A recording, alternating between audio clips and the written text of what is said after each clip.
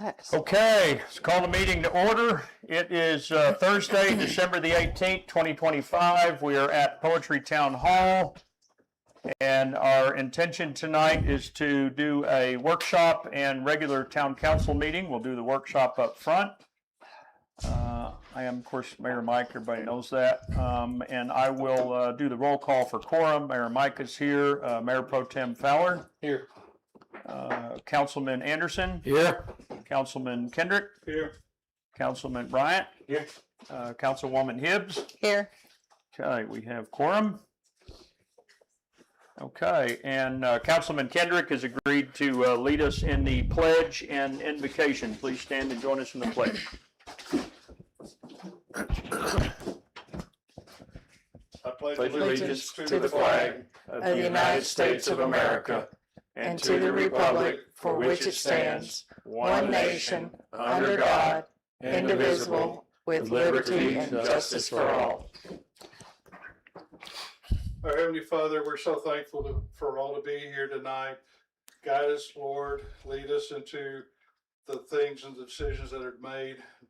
And most importantly, Lord, bless this community and all of those that serve in the community, volunteer for the community, and live in the community as we all come together in friendship and love.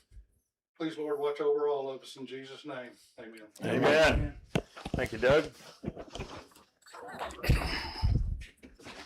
Okay. So as I said, we're going to have our workshop part of our meeting up front. I probably said this before, but I'm trying to do a couple of things for the meetings. One, keep them the same day every month at the same time, but also make really good use of our time, which is why sometimes we may have 2 or 3 meetings in one. But you know what? We're here. We packed and brought our stuff. Let's just go ahead and get some work done. So tonight's workshop will focus on updating our zoning ordinance. We're not going to take any votes. We're not going to make any changes. We're just going to have a discussion and sort of start down the path of updating our planning and zoning ordinance. So I provided everybody with a copy of the ordinance. We've seen it lots of times. I provided you with a copy of Councilman Bryant's comments, and Tom, you said you had some handouts of your sort of technical comments that you had. Yeah, I actually went through and marked up the parts that I thought we ought to be looking at doing. And I realize, first of all, not everybody's going to agree with what I have there, but when we get to it, I'll kind of go over what I'm suggesting. And sorry, sure. Need another one? I thought I gave you one. Or he got 2. Well, Doug got 2? No, there you go. Well, that's fine. Well, Tom, We you can need share. one. Here, Terry and I'll share. That's okay. I know what I'm doing. Oh. Okay. And anyway, Mike, you want me to go first or wait or what? Yeah, go ahead. Let me back up though. Let me add a couple more words quickly, Tom. So I have been talking with our town attorney about this effort. And a couple of things to make clear. One, in order for us to make any changes to our zoning ordinance is a pretty complex process, right? We can't just willy-nilly change zoning, vote here at this table and be done with it. We will have to go through the process that we went through originally to pass this zoning ordinance the first time, right?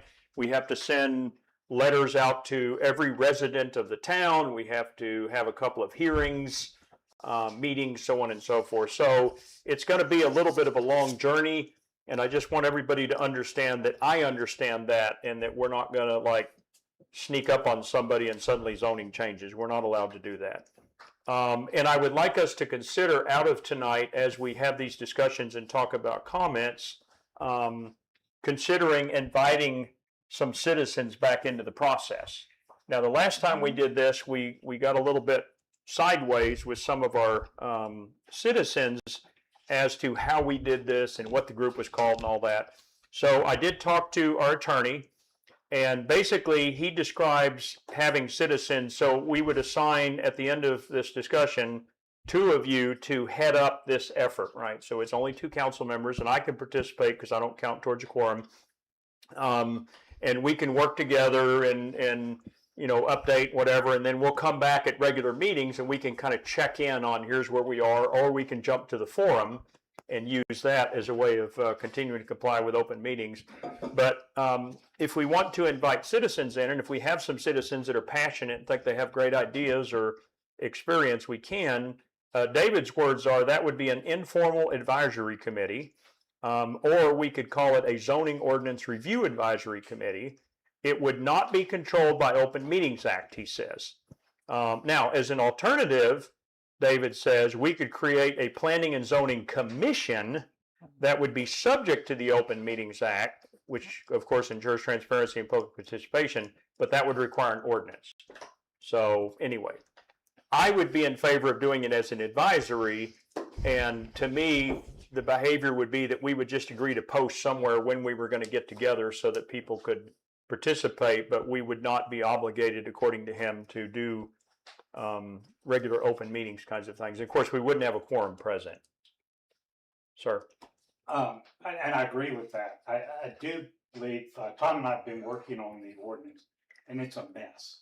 And what we have been trying to do is we've gone through the first 5 sections, and we're really just kind of cleaning up a lot of the ambiguities and things like that. What I would say, I like the idea of some form of a citizen committee. We did that in the first one, and I think, Terry, I think that worked well. Yeah. But all I'm saying is I think maybe what might be the best way, because these meetings are very boring and tedious meetings. It may be letting Tom kind of clean up a lot of the obvious stuff.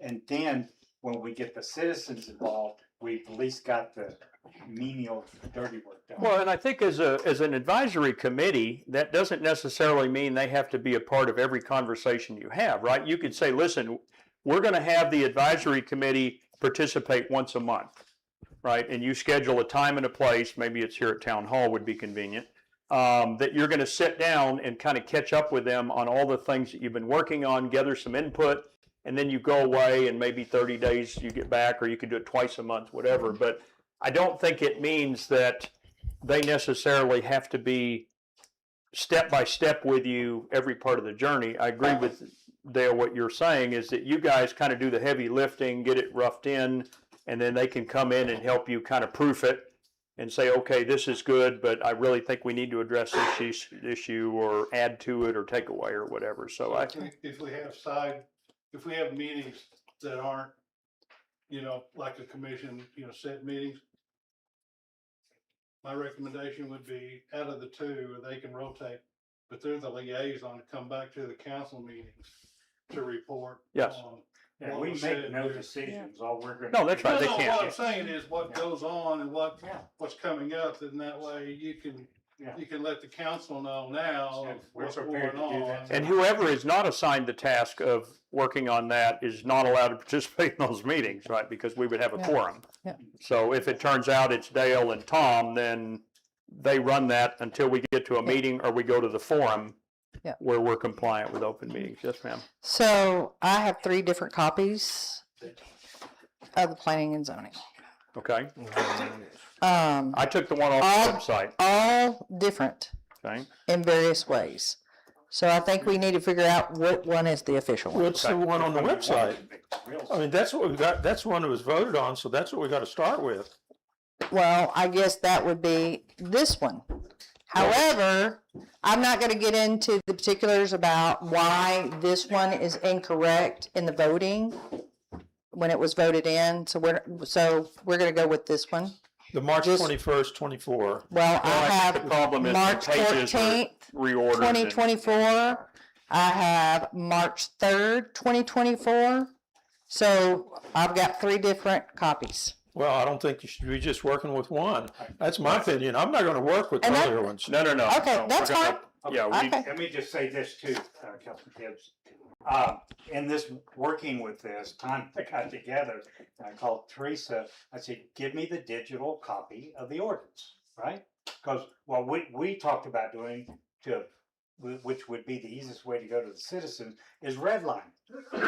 Here's the ordinance, we're gonna redline, these are the obvious things, it'd be easy to read, easy to interpret. Guess what?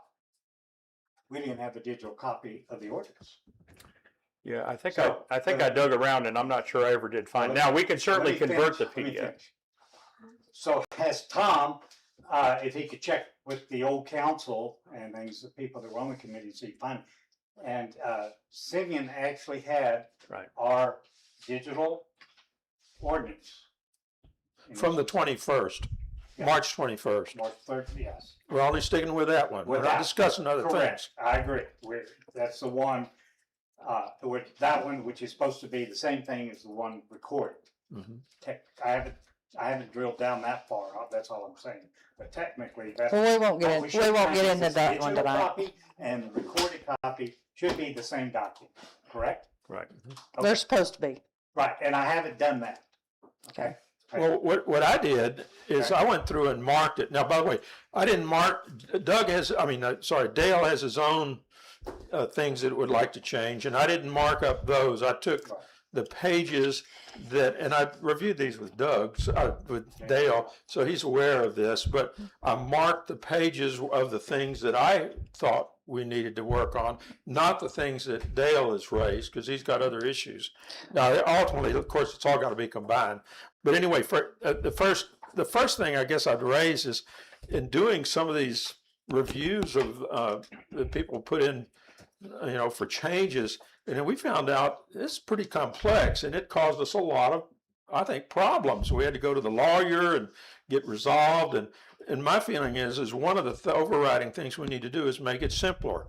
And that's what I try to do in the other points, which you've got here, is things to make it simpler. So if someone wants to know what is our zoning ordinance, and we're going to just throw them a package, that it's something that they don't have to go to a lawyer to read. They can see it and it's clear themselves. And I think the current one is a little difficult to go Do through. you have is there a way, Tom, you could give us kind of an example? Is it just throughout the document it's that kind of tangly, or is it Well, okay, this is what I went through. like and an I said, example of what you're saying? It I said- reads this way, it should read that way. No, I just marked up the pages that I marked up. It's Okay, part of, you have the whole document. right. And the first one is, I went through and I said, to me, one of the big problems is that SFE classification. Yes. Is it made it complex for us. And so I said, first, I think we need to do away with that. And you'll see on these pages where I've marked out SFE.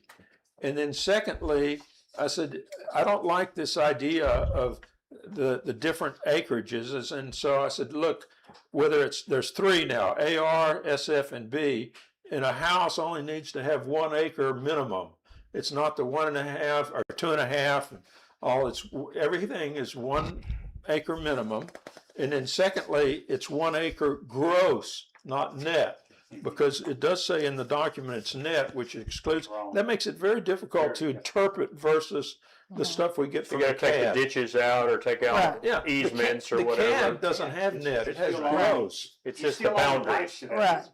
It's a surface easement or a subsurface easement, Right. but you still own it, so. But, right, so I said, just get rid of and you'll see where I've marked to get rid of the net and just make it gross. So when we say 1 acre, we mean 1 acre, just like it's on the CAD.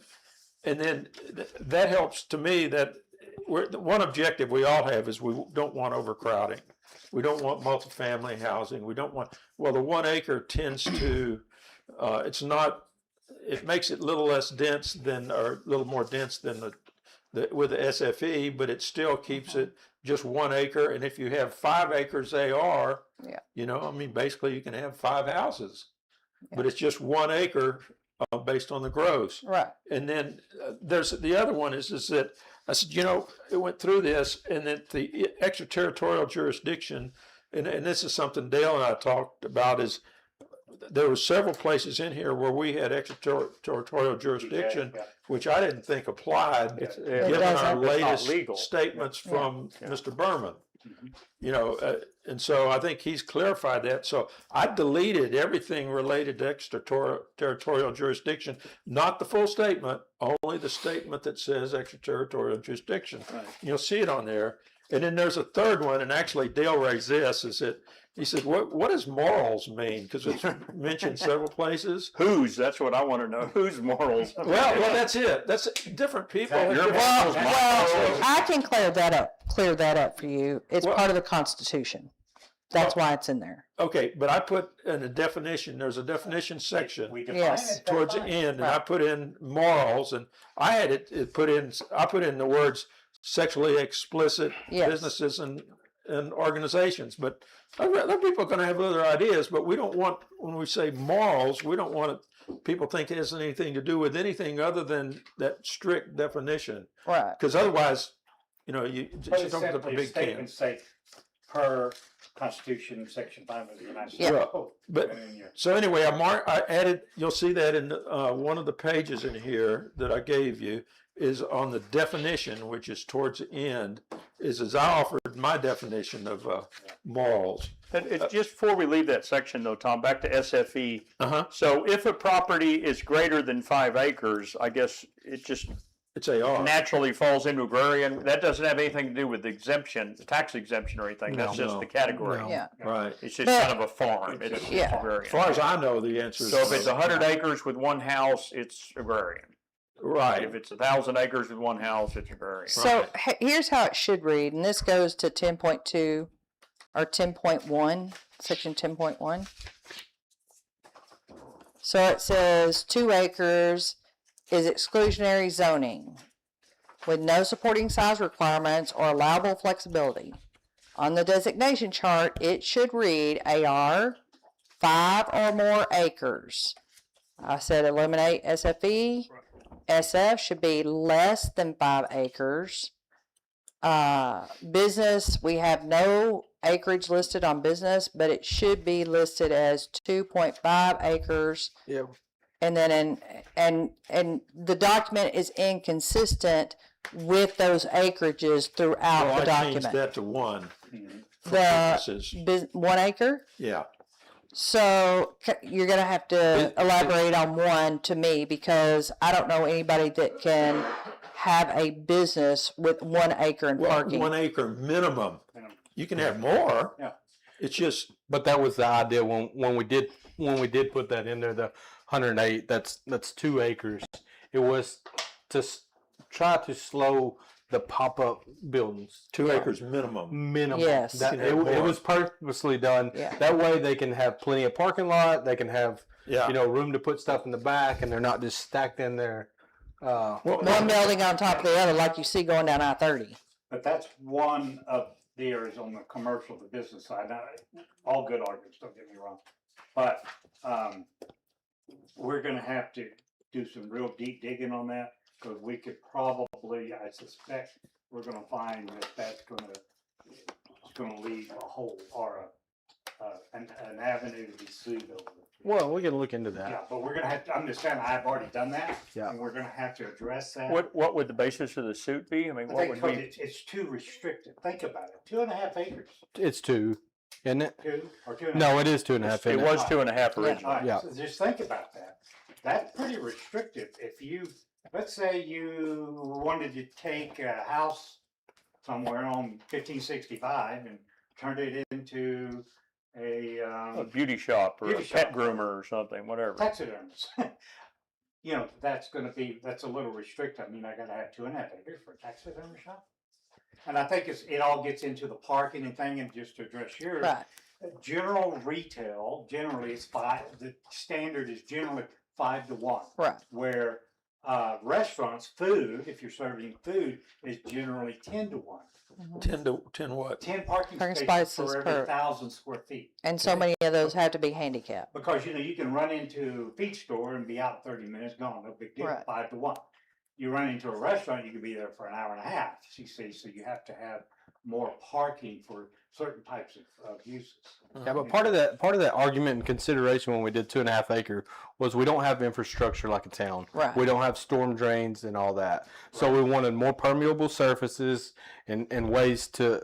And they could So- do, there's all kind of new. Well, yeah, because they got to put in permeable- septic. They got to have a septic field. They Right, got but to there's have. all kinds of new permeable methods. Sure, there is, but I'm just telling you that was the original thought that we But was. you're right, Yeah, yeah. because we Well, don't have the infrastructure to support And I tons of wouldn't, concrete I don't know, runoff. just me, I wouldn't do it fearing lawsuit. If we think 2.5's right, start with 2.5. Somebody sues us and we have to change it down the road, we Well, change it. But then you have to get into the point of what defines a business. Exactly. Cottage business and stuff But you are can not tweak that applicable. usually. All right, let's say you go in there 2.5 acres, okay, you're a high risk of losing. Let's say we do the research and it says 2 acres, okay, if we go 2, Well, then that's it's fine. a risk, but it's not a high risk. So we gotta find, every one of these issues that we have to take to an attorney, you're gonna have to massage it, says, okay, probability, look at what is our probability of not prevailing? And that's kind of where I think we need to kind of settle in. Well, I would also look at surrounding communities. I mean, what do the towns around us have Sure. in that category? What are they? Extremely small. Well, yeah, Smaller extremely than an small. acre? Yes, quarter acres. Yeah, Wow. Yeah. Don't look, Yeah, street parking. don't look at the other towns. yeah. Yeah, in downtown area, Yeah. you oftentimes have no on-site parking. Well, I guess maybe it depends whether it's a freestanding or it's part of a bunch of buildings. Like And I a say square. that off the cuff, but what defines a business versus a cottage, a taxidermist, or whatever? Non-residential, probably. Yeah. Any activity. But this should clearly Residential.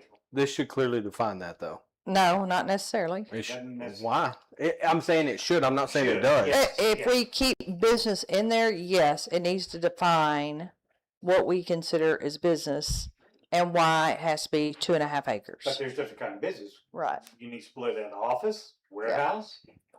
Well, in the- retail, It tells you what's permitted uses is restaurants. in that section. I mean, they're all listed in there. What we permit. But What it's about not people that sufficient. have their user residences? Well, we've always referred to it loosely as cottage businesses. That's not in here. But you also notice you can't do a church. Church is not listed in there. Right. So we can't have any churches? Offices or nonprofit organizations. Well, Okay. churches, are nonprofit nonprofit. organizations. But I'm just saying, you have to be a little careful. One of the big problems I find with this ordinance is that, it was supposed to be simple. I agree, let's keep it simple, but sometimes simple makes it weak. Yeah. And I think that's the difference. I think let's be thorough and simple, but it's strong. You see what I'm Right. saying? Where if we just throw something out there, which we did, and, this ordinance has been ran through all different kinds of programs, and it's ugly. Ugly. Okay, So so can Tom, go ahead. Well, I think we need to talk about the legal issues of the document. Okay, well, let's Which I let Tom, unless somebody objects, finish it going through his cuts. And Well, let's kind of see. Yeah, I mean, and all this is opinion. Yeah, no, I understand. And so, I But it's understand what spurring you're some good saying conversation. about business, More opinions but- than right. but there's plenty of businesses of less than 2 acres, or, I understand what you're saying. So I don't know whether that's a legal issue or not, but on the other hand, my Well- opinion was keep it real simple, make everything 1 acre. But if you and do that, we lose our rural feel. Or what? Our rural feel. Well, Rural. How do you pronounce it? I Rural. think a 5-foot side setback loses our rural. Yeah. Something else to consider, Tom, and we might have done this. We may need to call the county and ask them, because the bigger your septics are, so the bigger your business, the more More gallons a sep- day, the bigger right. your septic is. They may have more requirements. We've heard them say an acre is a minimum. That's therefore we For set home. this. But as a business, if instead of $1,000 a day system, if it goes to $3,000 or 3,000 gallons a day, they may have to have more area. that's true. And we may have considered that, and I don't remember, but that could be a conversation. Well, but exactly, had. I mean, every one of these little issues, all the subjects. But I guess the way I would address that, Terry, is, yeah, if Fire department, 1 acre minimum, and if the county says, oh no, you've got to have more, well then, okay, you make it more, yeah, you tie it. but just not less. Yeah, you tie it to it. In other words, no quarter acre businesses or half acres, 1 acre or more, but just, that's to keep it all simple, but if the county requires more for septic, well, then that's overrides. Understand? Okay, so on page 8, Tom, you just eliminated single-family estate, so that's consistent with your belief that it shouldn't exist, right? Well, it makes it complex, and I don't think it's needed. Okay, Well, I have a question on that, because I was actually going to recommend that would be changed, because I'm sorry, but we still need to be prepared for subdivision ordinances, or put a subdivision ordinance in. If we have an ordinance as such as this, and it's saying when you go over so many acres, then you can have so many houses, but that's gonna be an unorganized addition, if you will. But you can't, No, you can't, the thing is in that 311 feet, you Okay, can't put a let's subdivision. scratch the 311 feet to that. I kind of get tired of hearing it because I think if somebody's going to do a 311 or a subdivision, they could take in that 311 feet. They are going to. That they're Yeah. going to because it doesn't. It's the only way to doesn't get to matter. a road. So that's my point, and I apologize, but that's what I'm saying is we can't bite the nose off the spider face because we have that terminology of 311 feet. If we go past that, then yeah, but still, we've got to make sure that if there's a subdivision that comes in, regardless of whether from the street, 311 feet and over into ETJ, then we've got to have some sort of subdivision ordinance. I mean, subdivision, I was gonna put the SFE, turn it into some sort of determination of a subdivision, defining it as subdivision, because usually cities require subdivisions after you put so many homes. But that comes in the comprehensive zoning map, not this. But, and I agree with you, Doug, well, we've got to fix the zoning I ordinance got it. to tie, no, you don't have to, we've got to have the zoning ordinance and to hold us over until we get the development. I got it. It's just, I just want to make sure that we don't lose, Yeah, we don't lose that oh, concept. that's why because, we're working on it first. We agree. But, and then I'll shut up, but, I think too, Mayor touched on it a little bit on talking to the city attorney and as you did as well. There's some things in that ordinance that speaks of the mapping and all that stuff that we need to legally clarify since we're in this position that we are now currently, that we don't want to stack more on top of it, but we want to make sure if we're going to go in that direction, then, sorry. Well, I understand this, Doug. Our comprehensive map is wrong. It doesn't match our zoning. Our zoning map doesn't match our zoning ordinance. If we fix the zoning ordinance first, then the next thing we'll do is fix the maps. And then we have the package. Then, by then we're ready for the development. I got it. I'm just wanting to make sure that we still recognize that coming instead of the last minute then deciding that we have to redo some of this stuff. Well, once we have a development agreement, we'll 99% guarantee we're gonna have to go back and revise the zoning order.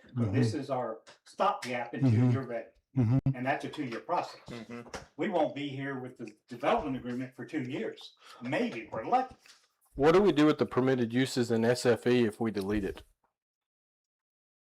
So schools, libraries, museums, police stations, fire stations, public schools, all those have to go somewhere. Well, And that's wait, one of the big problems Top- yeah. with the ordinance. It's- Yeah. You're right. I think y'all have, But it in should my be mind, y'all have a bigger single-family problem estate. with the name. Change Yes. the name. Well, yeah, what Yes, do single family exactly. estates have to do with Or a split it school? up. Exactly. right. We're single SF1 and we can put a fire station and a church and a library. Right.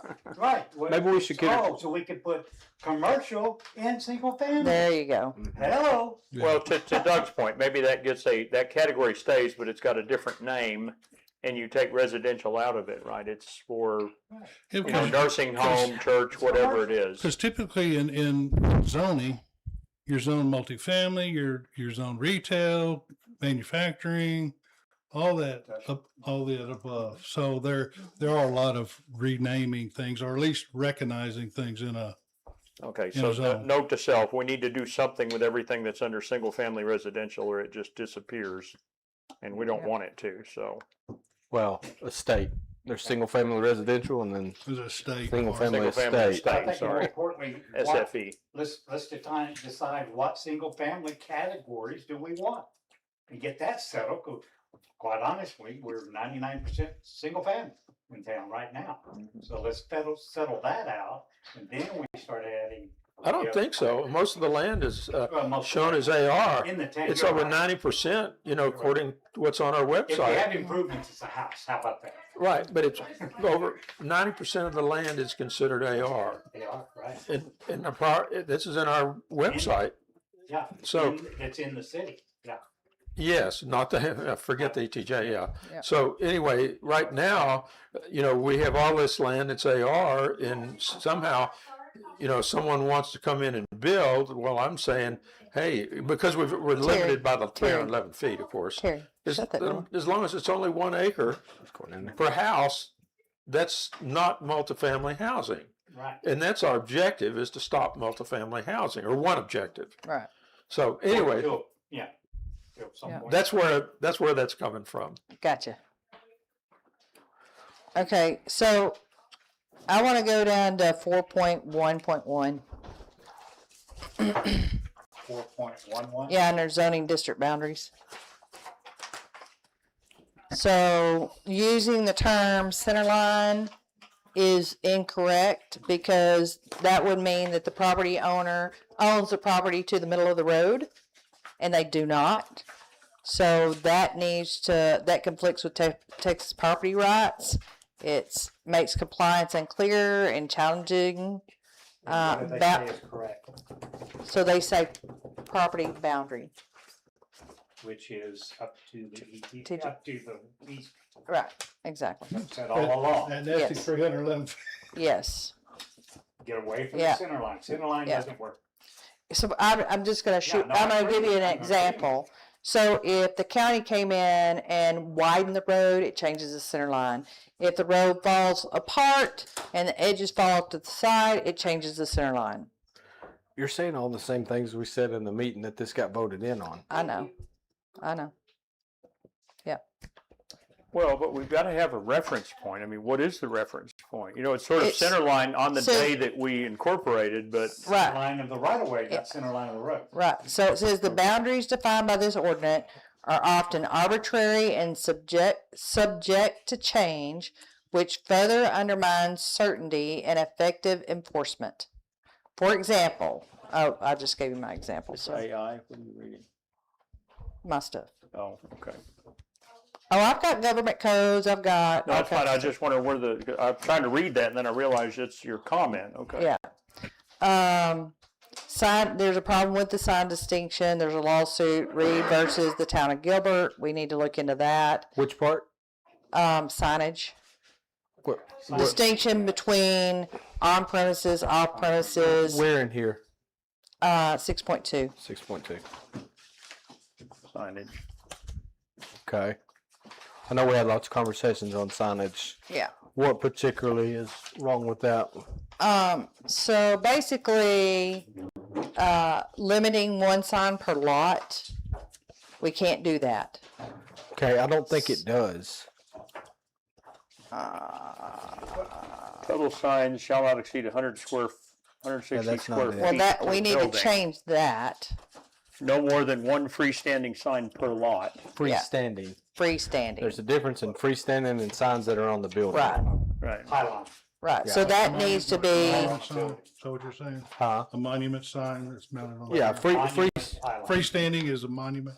Well, it's on a pole or something. The other one's just on the building itself. Yeah, Big and pylon. and you're saying we can't say no more than one freestanding sign per lot? Well, we are limiting one sign per lot. How this reads. See, I don't see it. That there shall be no more than one freestanding per Right. lot, excluding parking signs, menu signs, restaurant drive-through signs. All those are additional signs that are not attached to the building that are excluded from. That allow you The to exceed the limitation. one. Yeah. Well, most towns have a signage ordinance Ordinance, where it's based on your square footage. When they come in for a permit, they're given, okay, this is 250 square feet. That's all you can have, two-sided or whatever, of signage. And some towns, like, what's one? Think Flower, somebody does only monument signs. And then some I towns like those. have, like, well, University Park, they're only monument. And don't you, and then you don't have any pylon, No freestanding signs. There you none go. at all. None Yeah. at all. But a lot of towns will have pylon signs, which are tall ones with all the tenants on them. Yeah. Uh-huh. Versus a monument sign is usually a pretty little brick thing. Close to the Yeah. ground. No Yes, closer. taller than 5 feet tall and, Right. had multiple Mhm. tenants on there. Well, But this the has a other thing- 10-foot height on it. But I think where she's going to with her comments, which will get us in trouble, what you have to separate is signage for the site, Right. all the businesses or whatever. You're advertising for the businesses or The tenants. being tenants Yeah. that are on that site versus a billboard. Right. Billboard doesn't advertise generally. Billboard doesn't advertise the tenants that are on the site that the sign is on. It's an off-site advertising. Yeah. See, so you have to separate the two. Now we can, and we talked about that. I remember one night, Terry, remember, we spent 2 hours talking about billboards, right? And we still didn't decide on what to do. But it was just that. So Well, we you know, we should, can lower them, we can consolidate, make them smaller. We don't need I would say wouldn't want any more than a 4x8. well, is the signage in here only because we don't have a sign ordinance, so we wanted to say something about signs? Because to me, the better way would do it would be to put it in a sign ordinance. Yeah. That's freestanding, that, But this doesn't, would Yeah, but that ordinance stop has to until- go in, the sign ordinance has to reflect in your zoning ordinance. well, that's fine, but I just Yeah, don't think we're gonna, we this can't- this we doesn't can't do cover a all the contradictory. permutations of signs. I mean, there's a lot of, Right, so this language needs to be cleaned up Yeah. if we do a sign ordinance. fair. All right, so I'm gonna keep going. But I agree. I'm gonna skip the solar panels, that's a whole nother story, but I am gonna go back to Mother Tract. So, the use of that word treats all jurisdictional boundaries as a single tract of land. It conflicts with the municipal authority and the Texas Constitution, Article 11, 4 and 5, and the Texas Local Government Code, Chapters 211 and 212. Okay. So that needs to go away. Let me just say this. I came up with Mother Track in that version. And what it was intended to do, the Mother Track, you look at the Mother Track, if you have 500 acres and only 3 acres of it is in town, well, let's zone it ag. Because that's Everything's zoned ag. what, no, we get, again, we're. Because talking of about how in the we meeting. applied it. We're talking Right. about what in he's the saying. meeting, not in Okay. what's law now. Okay. So the point was, you would look at the mother tract. So let's say you had a mother tract of 5 acres. Somebody owns 5 acres and only an acre of it was in town. Well, you would zone it to whatever the 5 acres. It would just make more sense if you looked at the bigger tract, because there is not a single, that I have found yet, a single deeded tract of land in poetry where the entire deeded tract is in town. Everybody has a partial. Right. And so you have to look at the bigger tract to zone, because all we can do is zone the partial. So you're right. Mother tract doesn't exist. You can't find a definition. We would have to come up with that. So, Right. but you're right. So that understand the intent of the mother tract was that the second zoning committee looked at it differently. But we really can't zone it. We can't really talk about a mother tract. I mean, that just, you might as well, you're gonna get sued over that one. I found one. You did? Where? Where? Right down here. Yeah. I found another Oh, one. you did?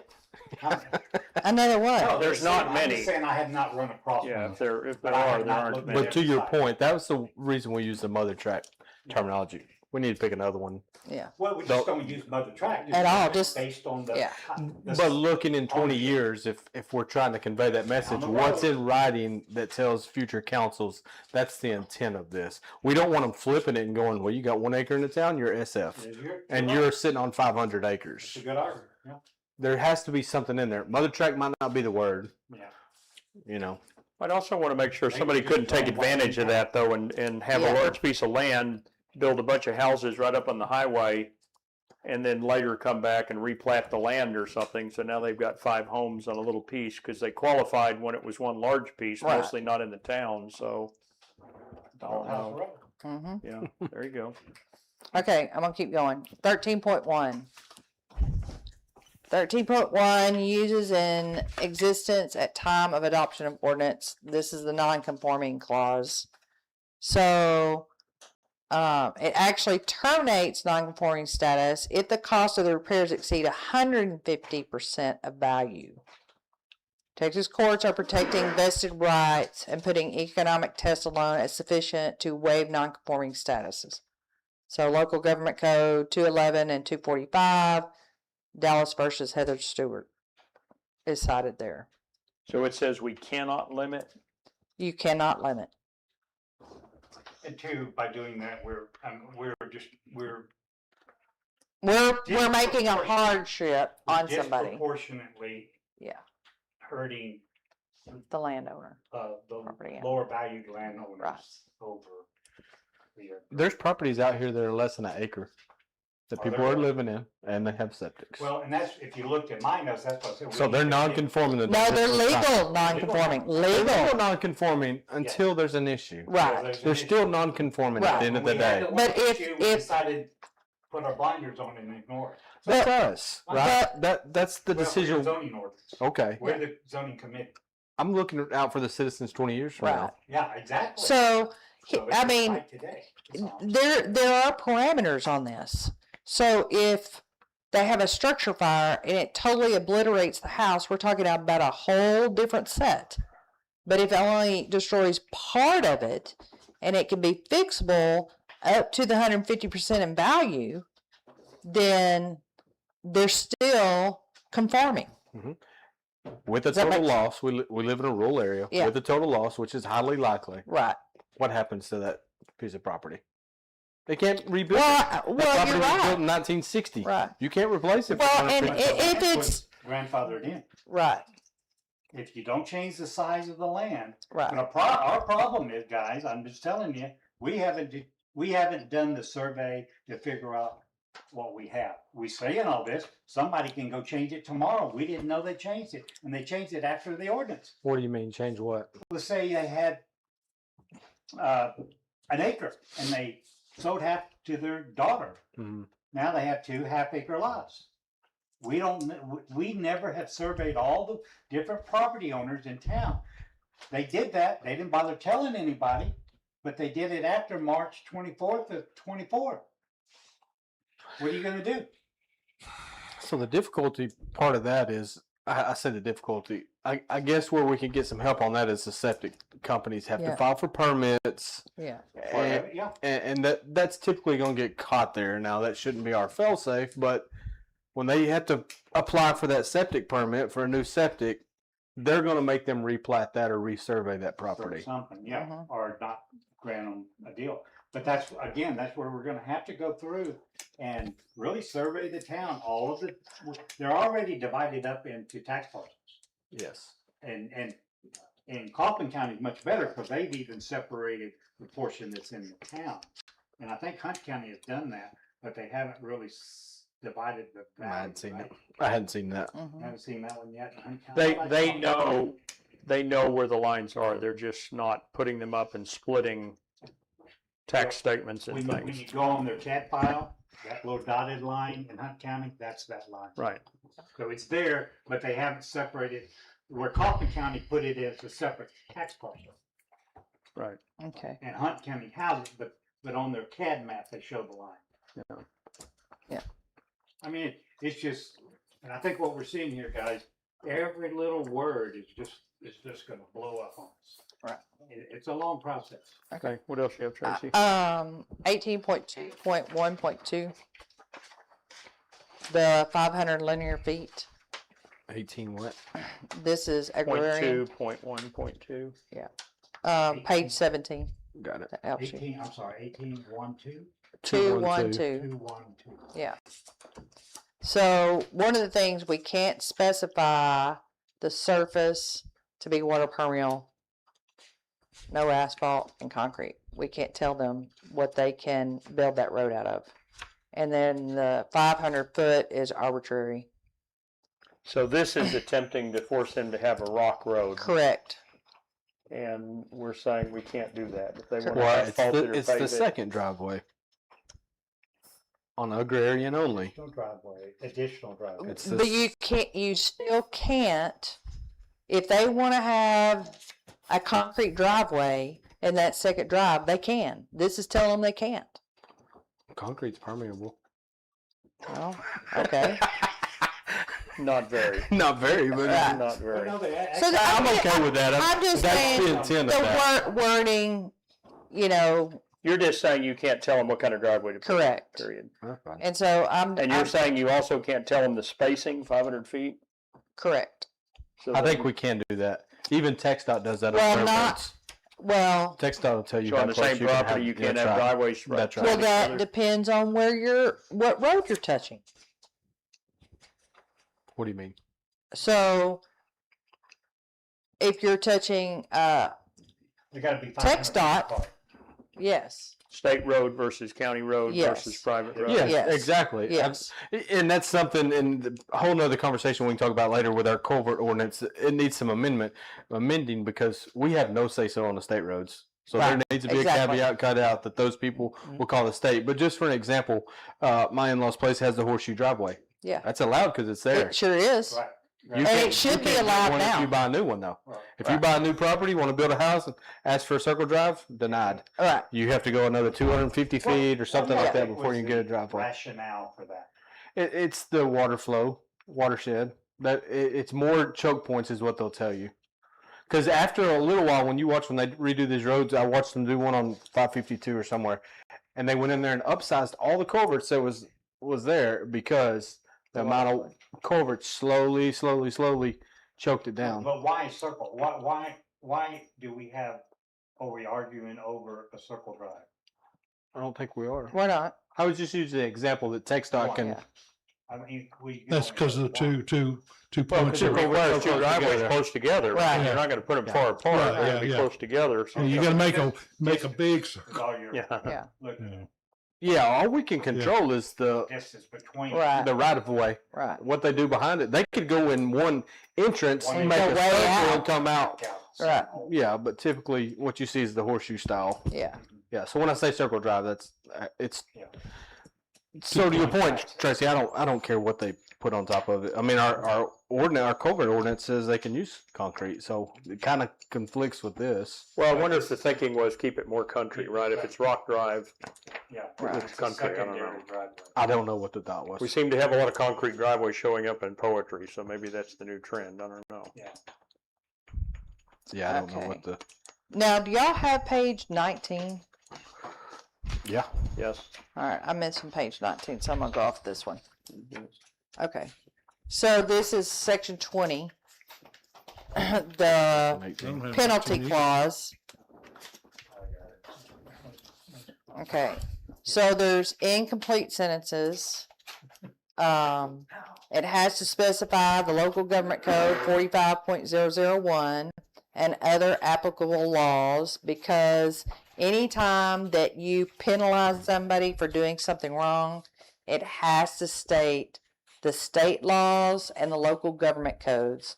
So it violates the notice of requirements under due process. Okay. And the answer is, how do we enforce that? You can't right now. We don't. We don't, Yeah. so how do we enforce it? You can't.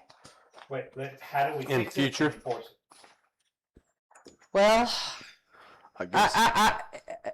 I would have liked to have seen the attorney gone through that with a fine-tooth comb and picked out the laws that are incorrect in our ordinances before allowing the council to move forward with that. Let's say we fix it. Now, how do we enforce it? We You're still don't- saying put the laws in there that are applicable. Yes, Reference them. yes. Of course, it doesn't obligate us to enforce it. Right, I mean, kind of like our But why no-through don't- trucks, we have no-through truck ordinance, but But- we're not enforcing it, so the. But trucks are why going have it straight. if we're not going to enforce it? Well, I'm not saying it's a good idea, but I'm saying just because we can't do it now doesn't mean we don't want the language in there, because at some point we want to have the way to enforce What it, do we right? take the language out until we can enforce Well, it? we could do that. We want simple ordinance, don't we? Well, this You one said was yourself, supposed to be 17 pages when it was given to us originally. Enforce it. I agree. Well, at some point, we're gonna have to have the means to enforce a lot of Right, these some- things. at We some just, point, but right, Right now? we don't, but it doesn't mean never. It just means not right Well, now. I think we have to, my only point is, we need to look at this ordinance and how we're gonna keep in mind as we change it. Well, We're gonna have board of adjustments, we're gonna have some kind of enforcement, code enforcement or something. Commission, I right. mean, and Tracy, you're on budget. What's that gonna cost us? Exactly. So let's keep that in mind when Yeah. we start playing around with the ordinance. What is it gonna cost us? Well, and just And where so. you gonna get the money? just so council knows, Board of Adjustments, because the last council was also Board of Adjustments, after a year, you have to appoint a Board of Adjustments. Council cannot be Board of Adjustments. It's the law. And the zoning, committee? We can't do Commission. zoning, Com- We're according to David, by default, we are the zoning commission. The council default. is, right. Yeah, We're but you also the can't- Board of Adjustments. You're saying it can only exist for a year? yes, that's the law. Yeah, I haven't heard that, but I don't, you know. Hold on just a second. We'll find I got out. It. I got it. Local government code. Two of them. Well, we got a few months to fix it, but. Looking for while you're looking for that, can we talk about side yard setbacks? Yeah. My pet peeve. Yeah. So it, Oh, yeah. Let's talk about that one. so it was changed out of fear that it was going to make a lot of non-conforming houses. We still to this our properties. We still to this day don't know how many legally non-conforming properties we have out We here. have had one and we resolved it. So far, one that came to us. One that we know of. That we know of, yes, that we know of. If You're you give right. me 5 minutes We on this dealt phone, with I one- can we fill a dealt with list. One case. That was the thought. You know, I always push to have a bigger side yard setbacks that is controlling what our future looks like. And it seemed like council had all moved that way. The meeting before this ordinance was passed, everybody had agreed to that. Then the editorial committee that came back to here changed it to 5 feet on their own. I mean, it's all documented, and then presented this council, and that night it But it passed. was 10, right? It was more than that. More than that. I think it was like No, 35. It was, I'm saying the meeting we had before it was passed, we all agreed as council, Tom was there, you were there, we all agreed as council that, yeah, that sounds like a good side yard setback. I think it was 25. Okay, then that committee that we said go make changes, bring it back to council, when they came back with 5 feet, and that's what was passed. And if you read it. Well, I have the notes from that meeting. But if you read in the ordinance, you can have, so your wall, 5 foot setback from the fence, but you can have an overhang 8 feet. Yeah. And it's in our ordinance. So the point of all that conversation is, we promised we wanted to hear what the citizens say. That's a great place to start. What do the citizens want from side yard? Exactly. I want to build a future where we have bigger setbacks, so you're not on top of each other. A friend of mine builds lots of houses, thousands of houses a year. He was showing me plans today. 5 yard set, 5 foot setback, 5 foot setback, 5 foot setback, and these are tiny homes that they're stacking in on top of each other. I mean, Doug knows as a fireman. I mean, those are matchboxes, Mhm. and they're just. One lights the next one, lights the Yeah. next one, lights the next one. Yeah. Sometimes when they're fully involved, it's like, do we just go one house or do we go ahead and skip 3 houses about and 3 cycle houses 5 down? Yeah. the other 2? Grass fire coming, you start a fire to keep it from burning Right. out. So that ought to be said. I think we should reconsider that. Let's look back and see what council had originally agreed on, and then I don't know how we survey our citizens, but At public hearing. maybe at the public hearing. Well, public hearing would be one place. I don't know. I think, you know, you get the argument that, well, it's my land, I can do what I want. I own up to the fence, I can build up to the fence. And we have some that have built right up to the fence around here, fairly new.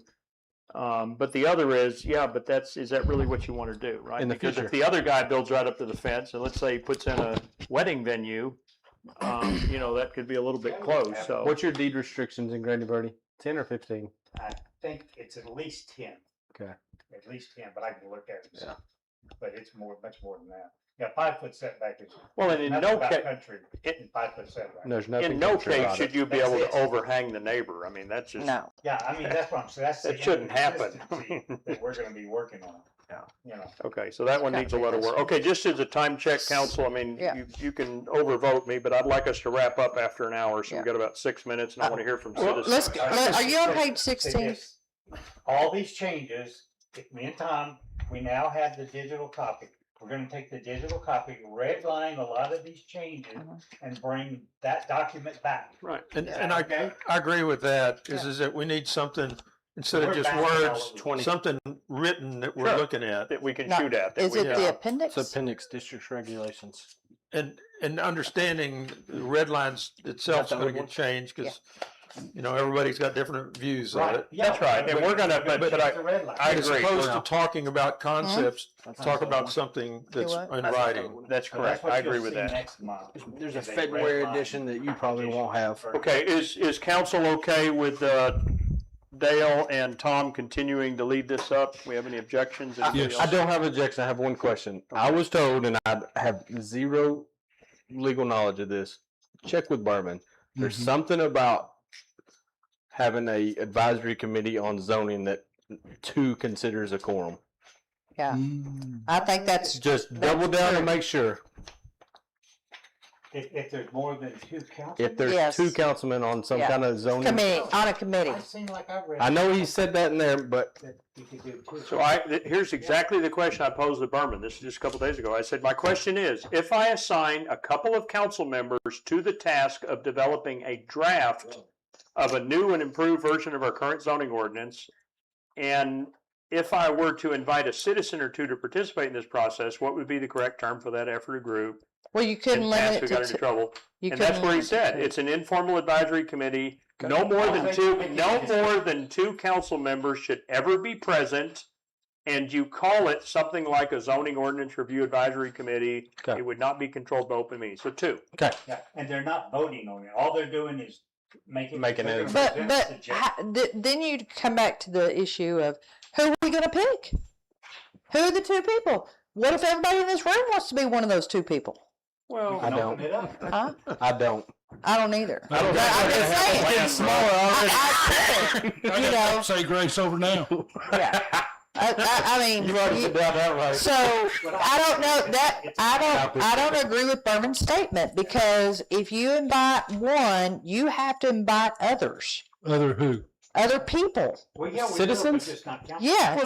well, everybody has the right to come to the hearings. I mean, the Yeah, hearings are but it's still- completely, yeah, but they're just. unbounded. But if he's saying it's an Just like the first advisory committee. if he's It was 2 council members and. well, let's Right, anybody but who it wants to come wasn't- can come. And if they, I mean, I just don't think there's going to be a land rush to be a part of this. I don't. well, I mean, all I'm saying is it needs to be open. That's all I'm Fine, saying. that's Okay. fine. It's not a Okay. hidden selection Well, process. I mean, We'll say, we're gonna have them right here. Anybody wants to come. well, that's what I'm saying. I think we Right here.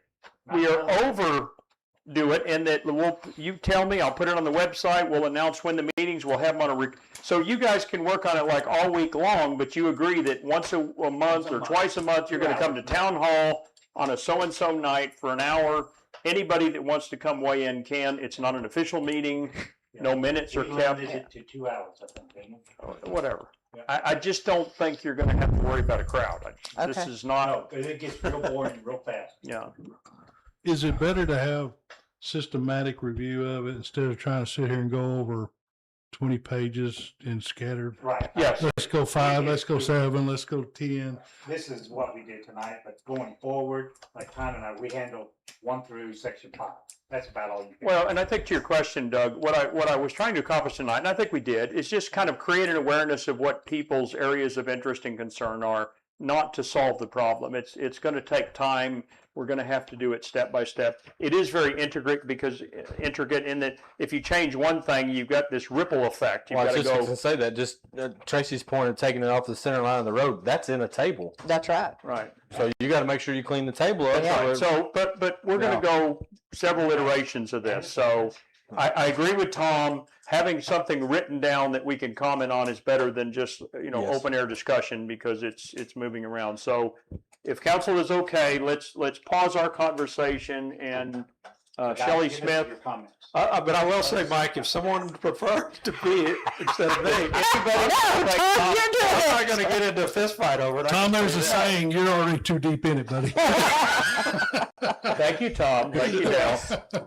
I do like the comments, though. I think. Okay, Yeah. Shelley, would you like to speak on, no? Okay, anybody else want to speak on the workshop piece while we're here? Okay. They are?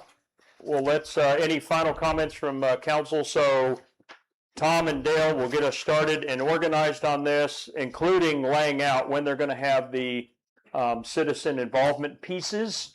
Those will not be open meetings kind of meetings. There will be no minutes. They're just going to be Informal meeting. informal. Other council cannot attend because we cannot establish a quorum. So make sure that it's Tom. I can join because I can't vote, but none of y'all are allowed other than But Tom let's and clear Dale. it up to make sure we're all on the same page. But we are going to form some type of citizen advisory committee to work with me and Tom. Is That's that correct. what we're saying? Yes. And so, can we post something on the Yes. website or something to looking for? Well, that's right. We'll call it that. But what I'll put on the website is, hey, if you are passionate about being a part of, us working on the next version of our P and Z ordinance, please email zoning@poetrytexas.org. I'll gather the names. I'll give them to you guys. Here's your team, and then you can figure out how you want to work with them. We just want to make sure we don't give any indication that we're a commission or they have any official capacity or voting or any of that. We just want to hear what they have to say. Binding decision. That's correct. We want to get their input. Well, and to the extent that we can do it with a red line version, again, to keep from just general discussion, go to specifics. What lines, what issues, what names, stuff like that. So if there's any legal terminology that needs to be questioned, do they just write the questions and submit them to you to give to David, or we want to give them an opportunity just to? Well, I think once we have a document that we feel good about, then yeah, we're gonna have to run the acid test through. Well, certainly the attorney will review the final. I think Doug's question is in the creative process, Mhm. There and will be some. I don't have, there's no hard rule. I'm asking. Yeah, there's no hard rule against any member of council or the secretary approaching the attorney. You guys can all do that. You just need to understand it's like jumping in a cab. The meter's running. And so we don't want to get real chatty with them. We don't want to get real lengthy with them. It costs us money. But where we need the attorney, if you want to pass it through me and I'll distribute it back, hopefully you've seen, as soon as I get an answer, I give it to you. Or if you'd rather interact with them, I'm okay with that. Just know that the So meter words is like running that need to anytime be we're taken talking out. to them. So. Sounds reasonable. Exactly. Okay. We're going to wrap up the workshop at 6:31. Let's take a 3 or 4 minute break and we'll reconvene for the regular portion of our meeting.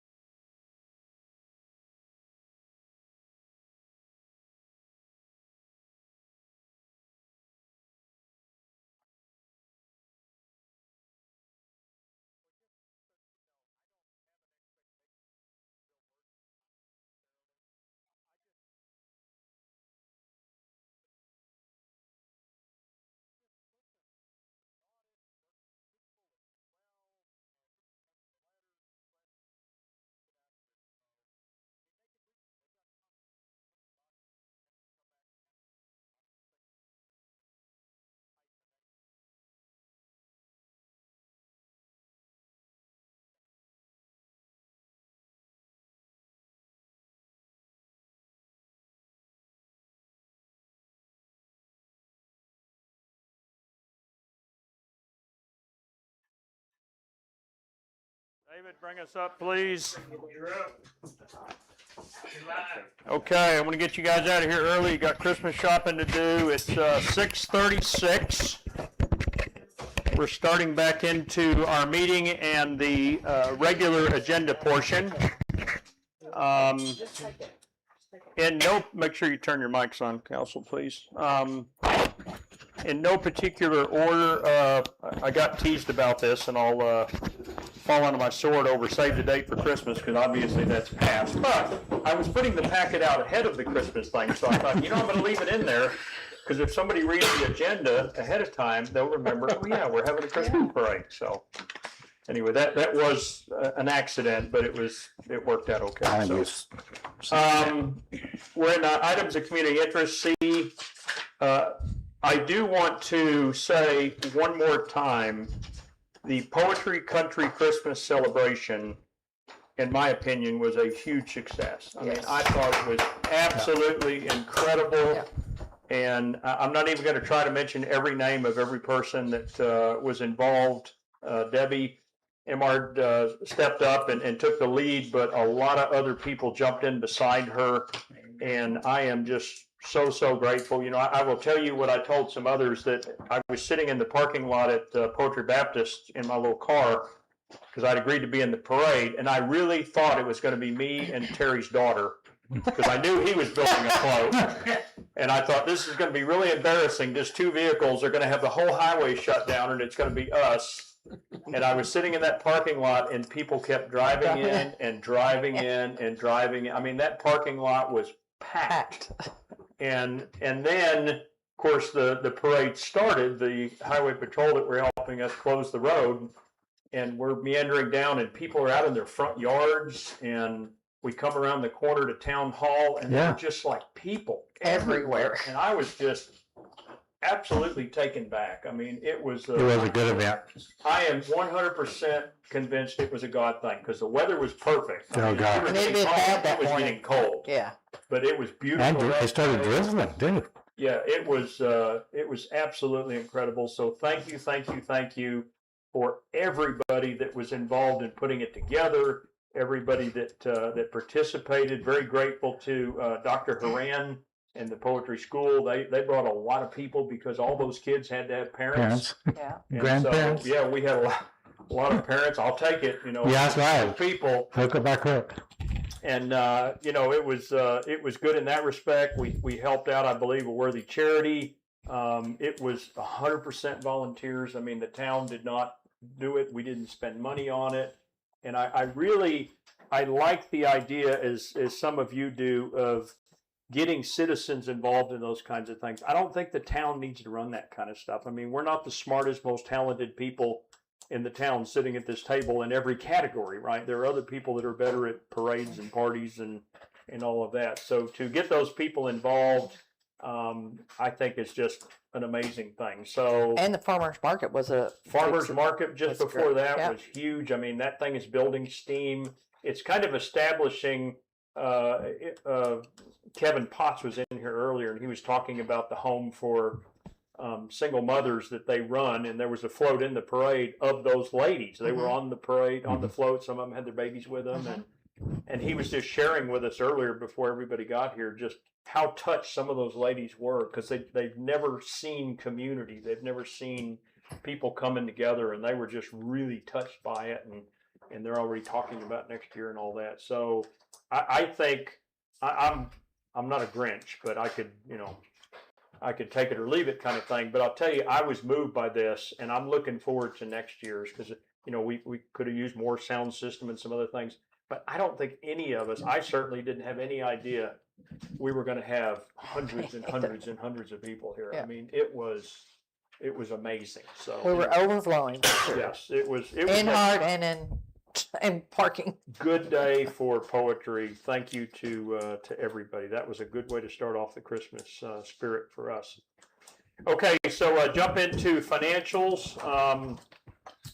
We are continuing on our trend of lots of financials. There's plenty there to entertain you. Yeah. You know, I was going over these kind of practicing earlier today, and you know, one of the things that Teresa's doing for us, and I think it's good, is a lot of these pages you'll notice show from the beginning of time, right? They're not just the last 30 days or this fiscal year, it's from the beginning of time. So on the sales and tax one, for example, you know, it's showing total expenditures from the beginning of time for every year, right? So it starts back in 2022 all the way to current. So you do have the detail to show the tax payments coming in each month, each year, and how much money was spent each period, each year. But you can also see sort of total what we've invested in things like roads. And the same holds true for these other sheets. They're covering a large span of time. So do we have any questions on P&L, quick reports, sales and use, any of those? Well, I guess not a question, I just point out, you know, we have $128,000 in the bank, 56,000 in the road fund and 72,000 in the general fund. That's correct. And then the total road expenditures up to now are 219,000. I thought those were significant numbers I mean, I appreciate everything else, but that's the page that I turned to first. Right. I thought those were real relevant. Yeah. Well, and we actually had a little bit of an aha moment, and I think I shared this with council because I had to send an update. When we ran this initially, we sort of weren't considering the money that's on account with the two counties, right? We've got cash sitting there, but it's still our money. Until we assign it to a project that's completed, it's still ours. So for a moment, those balances were a little bit smaller, but that was not accurate because if we've got $20,000 sitting at Hunt County in escrow and 15, that's our money. Right. And so we still have to account for it. So I'm very pleased with the account balances. I think we're doing well. We're in a little bit of a slow period for road work right now because it's cold, it's rainy, and they really can't do much. But I'm proud of what we did accomplish in the fall, you know, as we got to this with road repairs. We'll continue to do necessary stuff through the winter, but we're really not going to get big stuff done until it starts warming up. Yeah. And then that number, the road fund number is just going to grow. Yeah, I mean, It'll really grow. It probably will really grow this month. right. But I guess the big thing is the question is, are we solvent? And the answer is yes. Yes. And that's an important point. Oh, yeah. Yep. Solvency is good. Okay, hearing no questions on that, roads and traffic update, I guess I gave you a little bit in that we're not really doing a lot on roads. The next two roads in Kaufman County that will be worked, and they're on the list, they're not scheduled yet, is the road in front of Town Hall. The far end of it is a wreck. It's going to be completely recovered, and then up at this end, we're going to do potholes. And then Gate Lane and Four Post are next up after that. We're not going to do any level up or anything. We're just going to do pothole, but it needs to be addressed. So Kaufman is busy doing other projects right now. They actually just repaved a large portion of, what's the road right for the cemetery? 324. 324. Yeah, if you go down that road right at the town limit, down for quite a ways, they've completely repaved the road. I mean, it's a beautiful road. I guess maybe they're doing it for the solar farm because they're going to need to get, I don't know. I'm just happy it's a good road because people that live in Poetry and come into Poetry drive it. So there's work going on, but it's taking precedent. The ILA interlocal agreement allows them to do work for us, but it doesn't obligate them to prioritize it over their own stuff. So they're working on county stuff. When they get caught up, they'll come back. Terry has got some work, hopefully going to be starting soon with Hunt County doing some ditch work. We're going to work on drainage because that's a big contributor to our road problems. So he'll probably have some of those projects going through the winter because you can dig in the winter just like you can in the summer. So traffic, boy, I mean, again, as I continue to say, I mean, the sheriff, the constable, DPS, I mean, everybody is pitching in and helping us, and I am just very, very grateful. I mean, they are out here writing tickets and showing up. I mean, Sue drove past cemetery the other day, and there were two deputies sitting there just kind of waiting for something, you know. So they're out here. I mean, every time I see Sheriff Kaufman, Sheriff Rockwell, or Hunt County, I thank them and make sure they know Poetry and they remember us and anything they can do to help us. Doug was talking with him the other night there in Rockwall. We went to a meeting and Sheriff of Rockwall County was there. So anyway, I think we're making pretty good progress on roads. The roads are, I think, pretty drivable right now. And, I can't help the odd and end speeders. I mean, we're not gonna catch everybody. But, people do know we write speeding tickets in poetry, not us. I'm amazed I haven't gotten one. Yeah, well, so that's how we do it, because there seems to be this trade-off. You fix the roads, everybody drives faster, and then they complain about the speed, and I don't know. No win situation. We do our I best. think we were joking today, potholes are kind of like speed bumps upside down, so, we just let some potholes appear and slow them down, but then they complain about their tires getting torn up, so. Yeah. Okay, quick, mayor and council member activity updates. Two things I'll throw in, then we'll run around the table. If you don't have anything, just say passed. A couple of days ago, attended a meeting with State Representative Brent Money. Thank you to Dale for coordinating that. It was Councilwoman Hibbs, myself, and Dale. We met in his office in Greenville. We're home on break from Austin for quite a while, and we talked about a lot of different things. MUDs were kind of part of the discussion, what's going on with MUDs and what's the sentiment in Austin and all that. And what I got out of the meeting, and you guys can weigh in if it's different, was your best option is to work with the people that are developing these MUDs and try to get whatever relationship and amenities you can out of them, because Austin is favorable, all sides of the house, to MUDs. They just are. That's just a fact of life. So anyway, I'll just kind of leave it at that. Terry, you got anything? I got a lot, but go ahead. I mean, I'm working on road stuff. Okay. Culverts are. I gotta give you a culvert to look at. Okay. Tom? Quick report. Yeah, I guess kind of to add on to what Mike was saying, and I'd point out, by the way, I had a call with a guy named Brad Patterson, who's he's in the chief clerk's office at TCEQ, and his title is manager of notice and publication section, and he's located in Austin. I'd sent multiple emails and texts and left voicemails to try to find out the status of Bishop Field, the MUDs, and wasn't hearing anything. And so finally, I got a call the other day from Brad Pearson, and it turned out to be very informative. He was real open, and he talked, and he said several things that I think are worth noting. First, the public meeting. There's going to be a public meeting to discuss the water side of this, and that was started by Brent Money. I mean, Yeah. without being a political advertisement, he was the one, according to Brad Patterson, that got the meeting, and it's going to be a public meeting here in Hunt County, and it's on the water side. What Brad also said was the MUD side, there was nobody that filed a contested complaint, none. None. And so the way the letter read that we all got is that the TCUQ can approve it from the MUD side. I'm sorry, from the Sewer plant. yeah, it's the sewage, Sewer. not the water side. Right. Yeah. And so that will be approved. And he Substantive. said that's coming up in the next few meetings, whenever it's on the agenda, but it will be approved because no one contested it. The water side is different.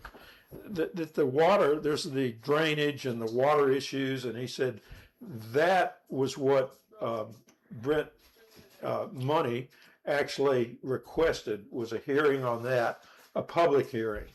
And all of us that had submitted complaints, and I'd submitted two, one because I was complaining because there wasn't a public hearing, and the second was about not ignoring the issue with the underground storage fuel tanks.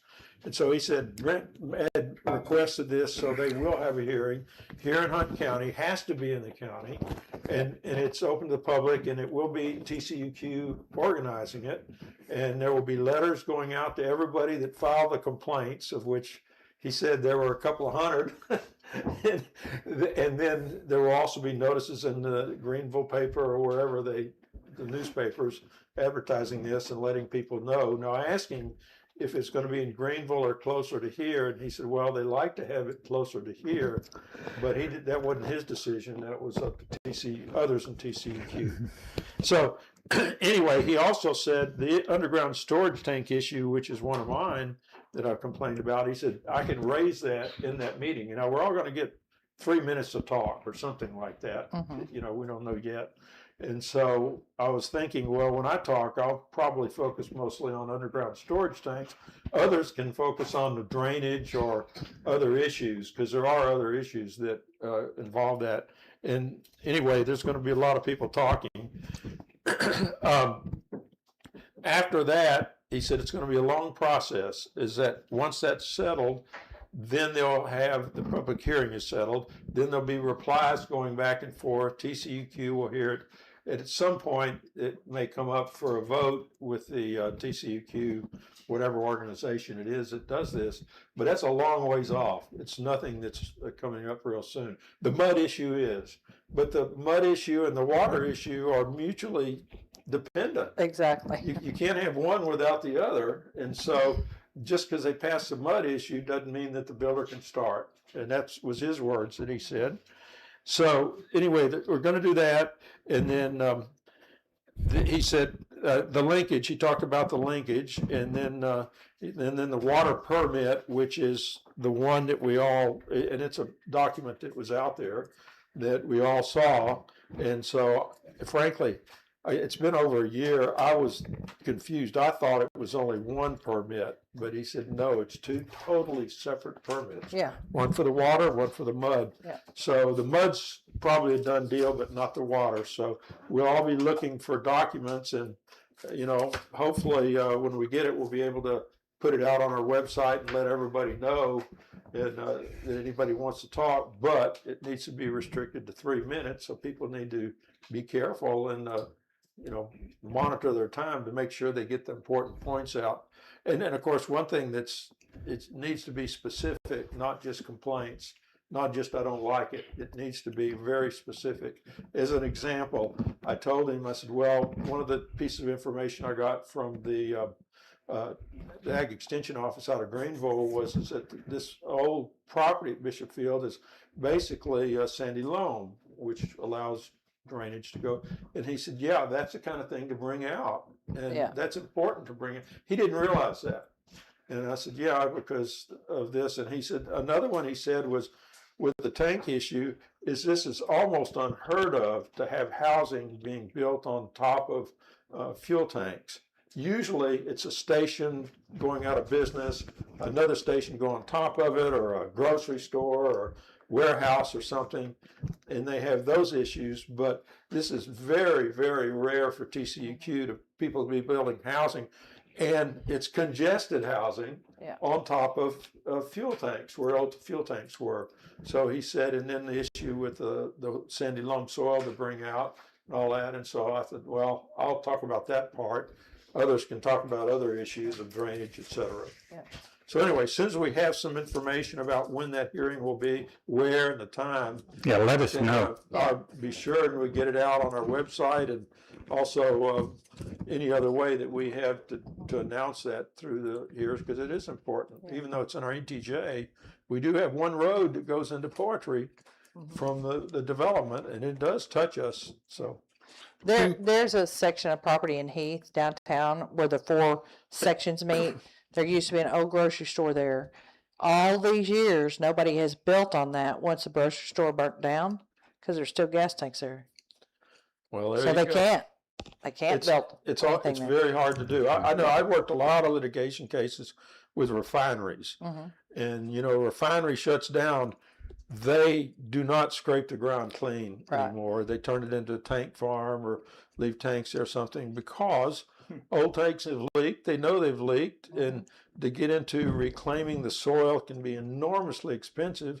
And if it's gotten to the water table, it's almost impossible. Yeah. And by the way, and he also, Brad Patterson, didn't realize the Natchitoches Aquifer is there. And I said, yeah, if it's gotten into the Natchitoches Aquifer, that changes everything. And his answer was, oh boy.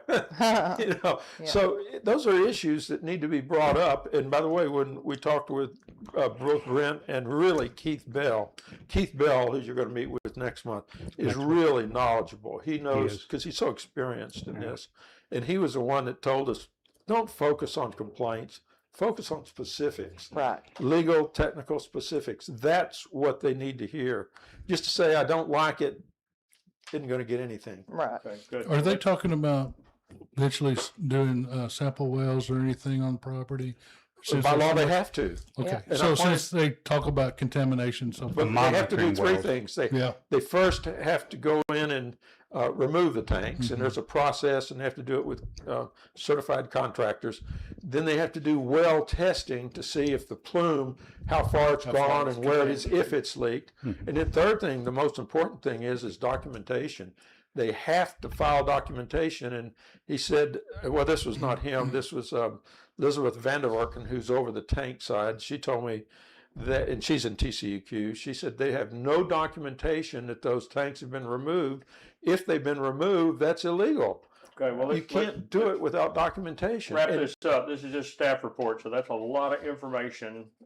Thank you, Tom, for Okay. staying on top of that, and we'll bring it back at the appropriate time. Doug, staff report, just short and sweet. just kind of working on some of the stuff in the shadows, emergency management. Just recently, the mayor sent me some information that I'll be submitting to the state. I think a lot of it has come from out of the floods in south central Texas.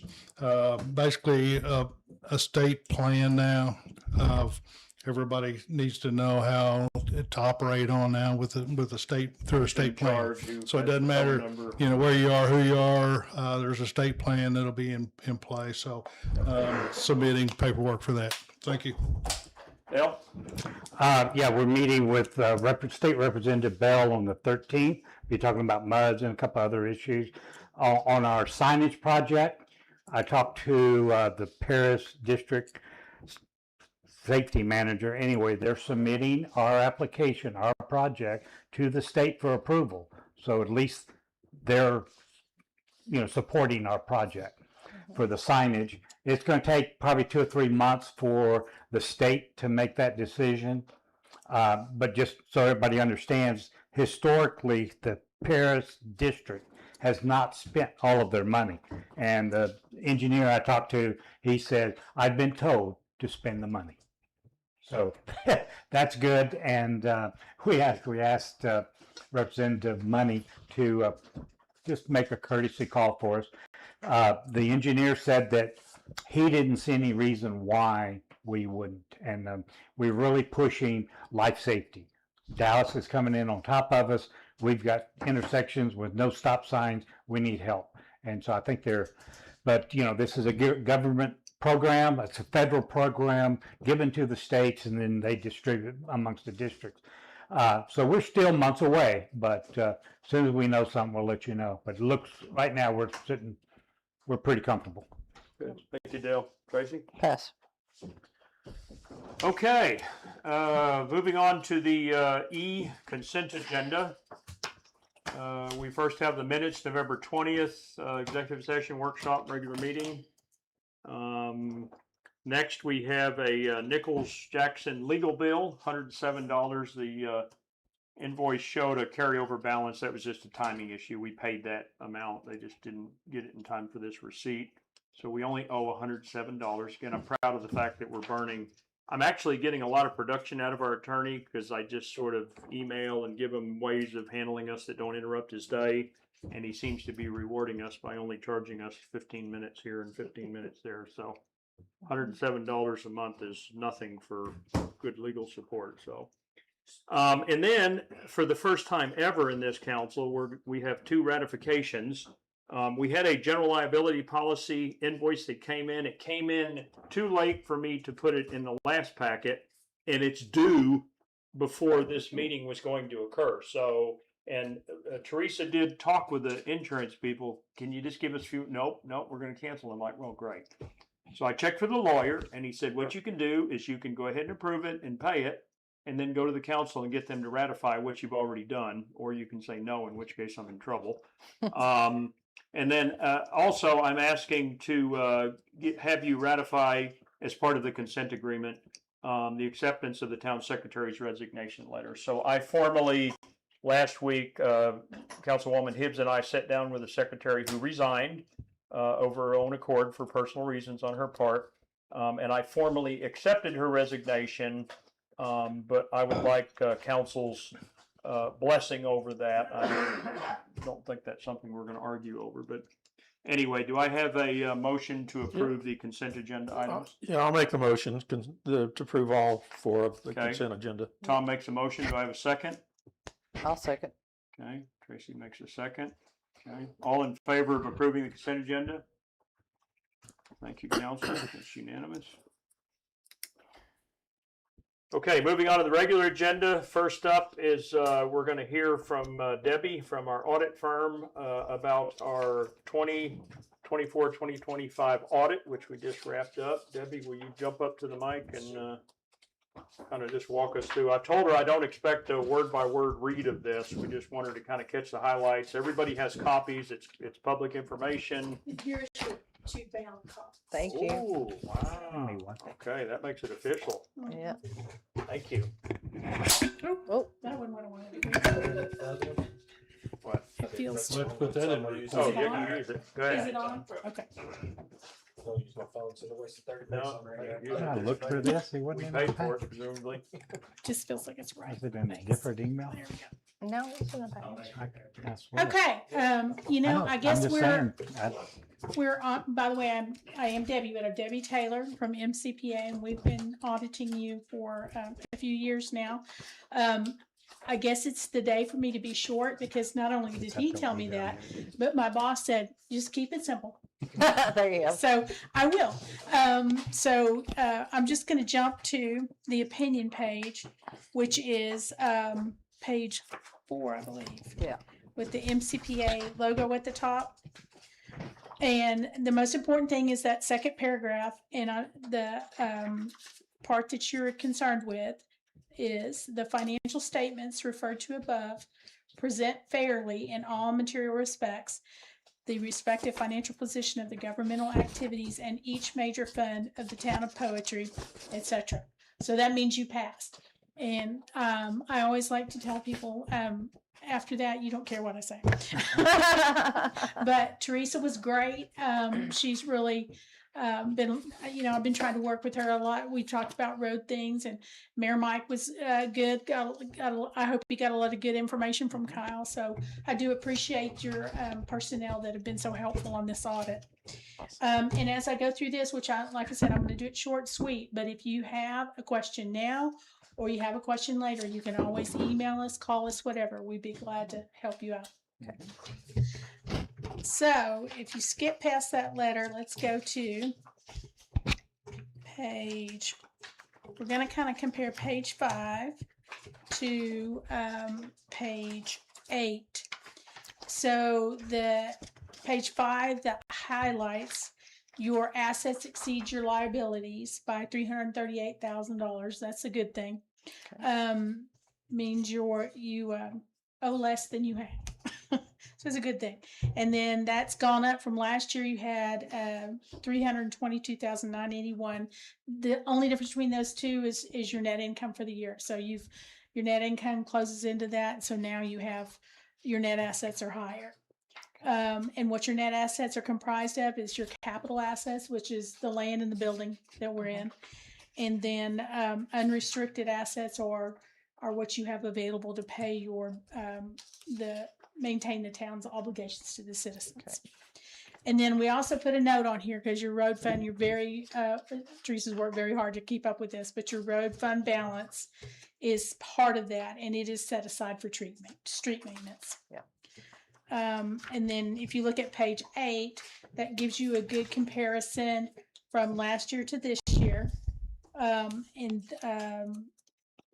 You can just kind of see there's not a lot going on there.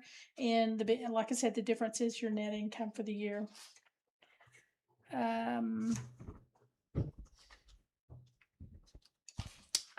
Let's see. Capital assets on page 9. Yes, did somebody? No, go ahead. Okay. Capital assets on page 9. The difference is your depreciation expense on, again, this building and land for the year.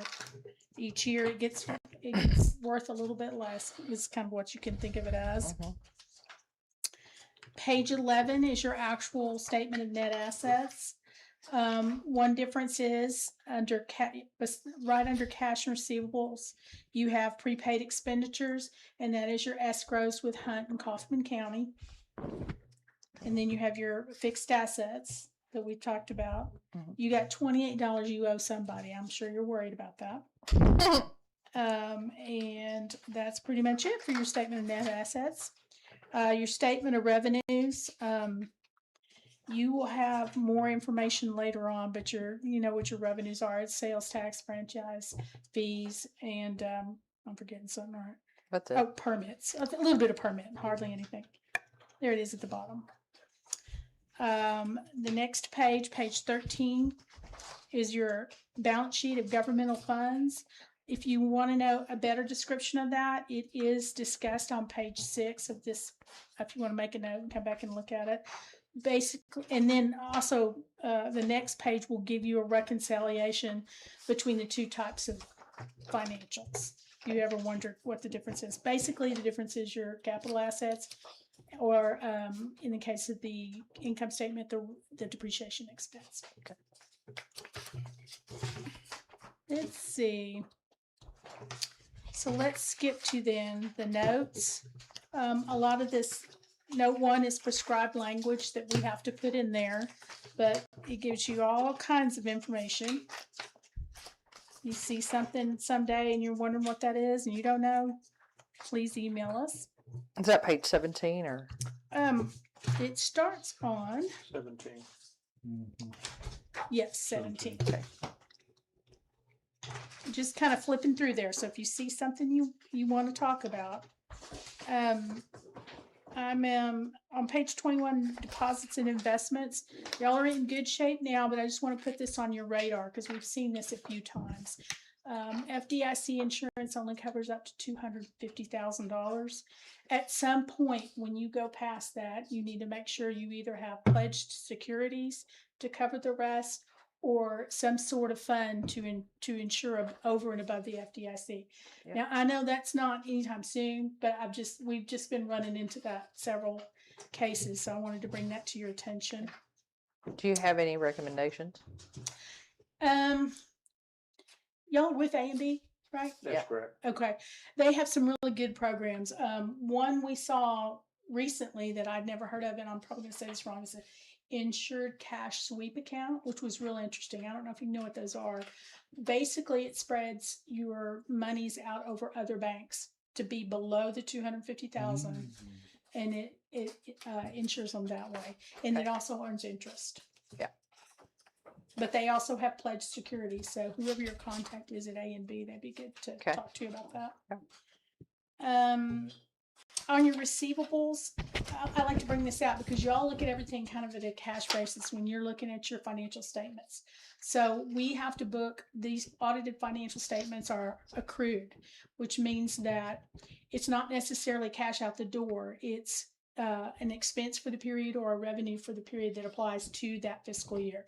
So what that receivable is, your August and September sales tax you received after the end of the fiscal year end. Right. So we force it to be recognized in the right period by accruing it. So that's what that receivable is for sales tax. Capital assets, pretty simple, nothing much there. Page 23, I really appreciate, Mike, you getting with the attorney and getting us this update on your on the litigation. But remember too, anything that's in this report is as of the fiscal year end of September 30th. So I know things have happened since then, but as of September 30th, that's what your litigation update is. And then, not last but not least, page 24, subsequent events. That's not the only thing. Subsequent events, we are required from the time your fiscal year ends to the time we issue this report. If something major happened, we would report that right there. Okay. If you're ever wondering what that is. Mhm. Page 25 is your budget to actual. And you can tie out your actual numbers to page 15. That's where those numbers come from. Basically is what you look at every month when you, what type of information Look at you our- look at. We had a couple of entries. That's pretty common. Nothing to be concerned about. That's in your letter portion, which is not actual part of the official statements, but it just tells you the few entries we made. 4 entries, very common. No, it's not like a mistake. It's just a common entry we make. All right, how was that, Mike? That's not Sounds bad. great. Great. Do you have any questions for me? I do not. Well, I have a question, I guess just a comment, is that, to me, the most important thing in here is the notes. Is there any exceptions or issues that we need to be aware of? And the litigation is already covered, but I didn't see anything that would raise an issue in our fiduciary responsibility that we need to be aware of, other than what's here. Now, typically, if there was some concern, you would say it, but I didn't see anything that would be a red flag. And we would have talked about it before we put it in this report even. Right. You know, Mike has the opportunity to look at it, and if he has questions or if he wanted to change something, he has the opportunity to do that before it's finalized. So yes, if there was something that was concerned, not only depending on the level of severity, but most of the time you're going to see that in your management, it's called the governance letter at the end, which tells you kind of just a few things. But if we had a real concern, we would put it in there for you to address. And there weren't any. And there weren't any. Okay. Yeah, I think that's very important myself. Yeah, Thank you. You're welcome. Okay, we appreciate it. Thanks for having me back. okay. If you'll stand by just a second, Debbie. Okay. Shelley, did you want to speak to this? Okay. Anybody else in the audience want to speak to the audit? Let me add in, and it's not necessarily material to the audit, but one of the things I think we want to change about our accounting, even here in the middle of the fiscal year we're in right now, is considering separating our sales tax money from our general fund, because we put it all in one bank account, but then we sort of keep it separate in QuickBooks and our Yeah. accounting.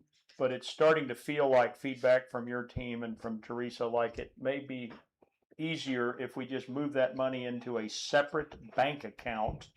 It can be with American National, and I don't know if they do sub accounts, or I need to talk to Tori over there.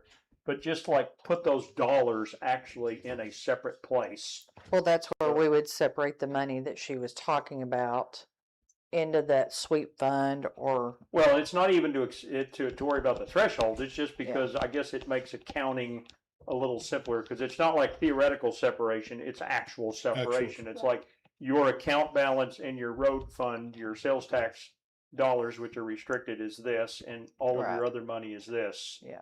We don't have to and it could still all be pulled through QuickBooks, so it's all accounted for. Which I'd say I would agree with that, and I've felt that way all along. yeah. Is that, and it's not for us, but somewhere down the road, someone could start, temporarily shifting money around to cover things. Exactly. And that would pretty much eliminate that. I Where think it just makes it a the way it little is cleaner. now, it's easy enough for someone to say, well, let's temporarily shift this, next month we'll shift back, which isn't correct. Just no So- safeguard. Anyway, I'm gonna do a research, I would- but Debbie, you had a comment? I was just gonna say, I mean, you've had trouble in the past with citizens questioning things, and that's a real simple way to just say, right there's the money, it's set aside, and that's all that comes out of that. Right. Yeah. I mean, obviously, you've got the documentation to prove that, but it's a real easy way to display on your financial statements. This is where the money is, Right. and this is how much we have. Okay, good. And I'm gonna work with Teresa and we'll get that set up, because we'll have to probably all re-sign on the account, and we'll probably want to do positive pay on it, the same as we are the other ones, so that funds are, So we may have to actually go in and we'll redo probably- our, it'll be a little complicated, but one time, and then I think it'll be better. I agree. Okay, great. Good. Well, Debbie, thank you very much Thank to your you. firm and for Thank you you. coming tonight. We appreciate you a lot, and we're Do we very have to happy. do any kind of formal action of Yeah, adopting the audit? let's go ahead, and that's a good point, Doug. Thank you for bringing that up. So can I get a motion from council to accept, Is there any comments from anybody? nobody from the public, no. Okay. Any other comments from council? Well, I'll make a motion, we accept item 1, the annual Annual audit report. report. Okay, do I have a second on I that motion? second. Okay, Doug? Okay, all in favor of accepting the audit? Okay, unanimous. Thank you, council. All right, thank y'all very much. Okay, thank you, Debbie. We appreciate you.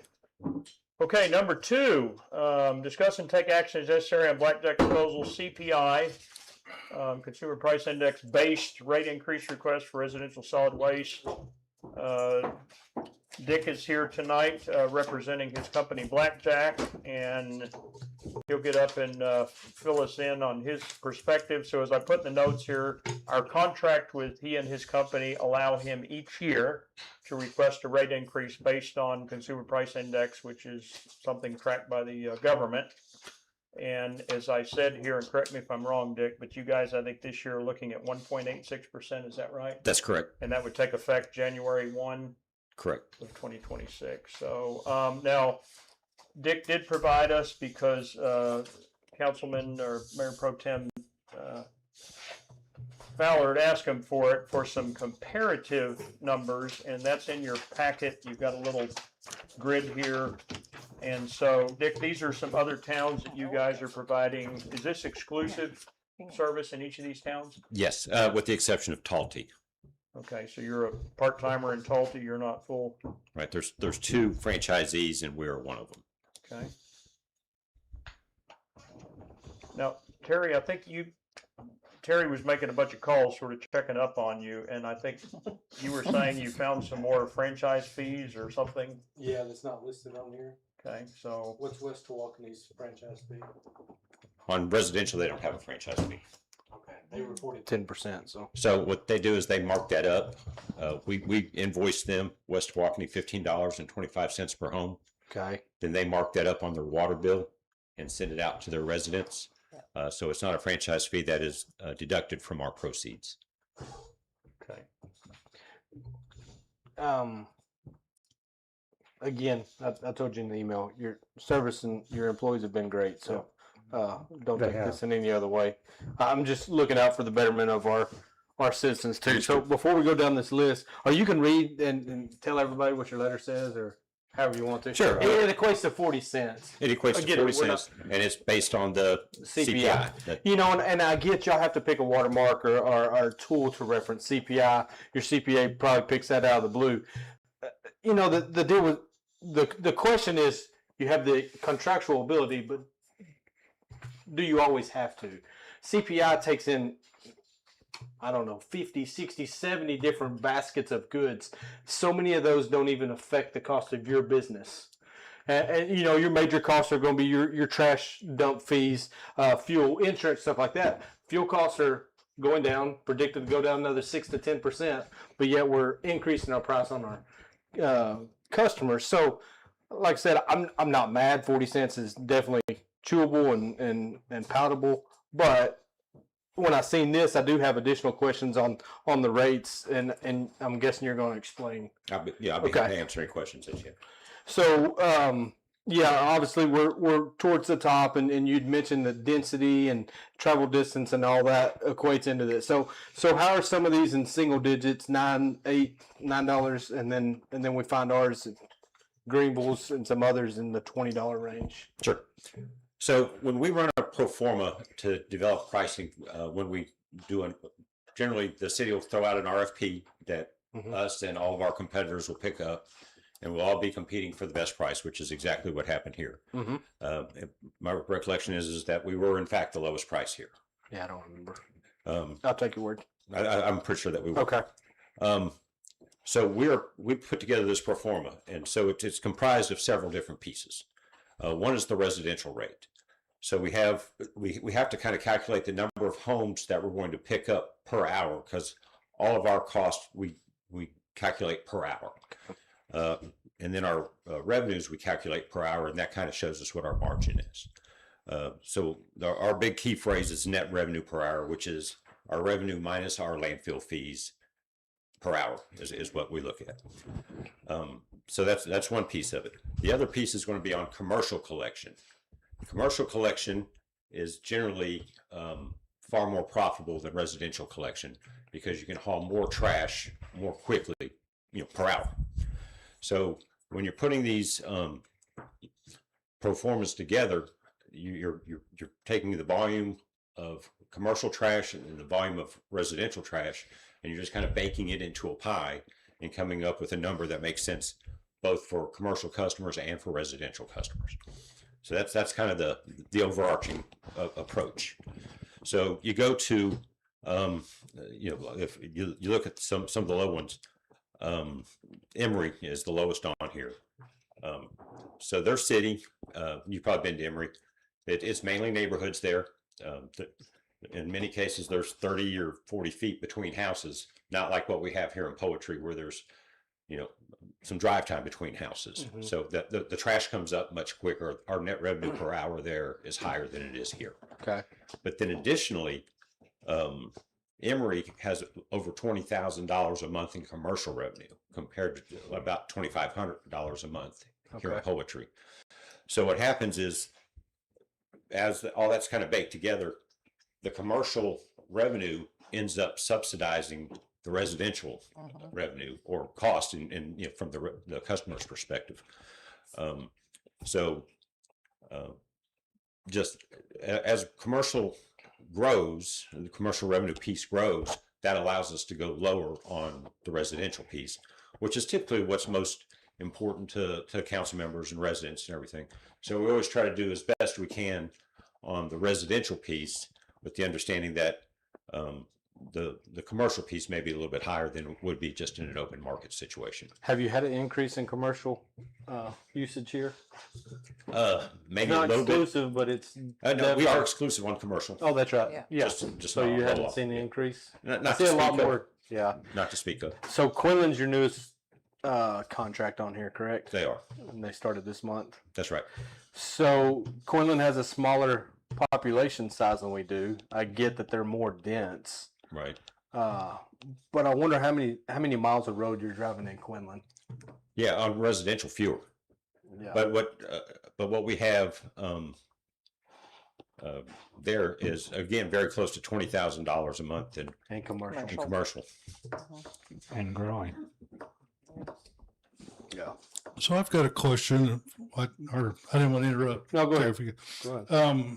Because I was seeing some of your side notes, and you mentioned again, it's based on hour, and which relates into some of the CPI formulation. But our density doesn't really, or has changed from year to year. Are we going to use that every year when we haven't gained or any density? I mean, saying it again every year, well, we haven't really changed since the first year. Yeah.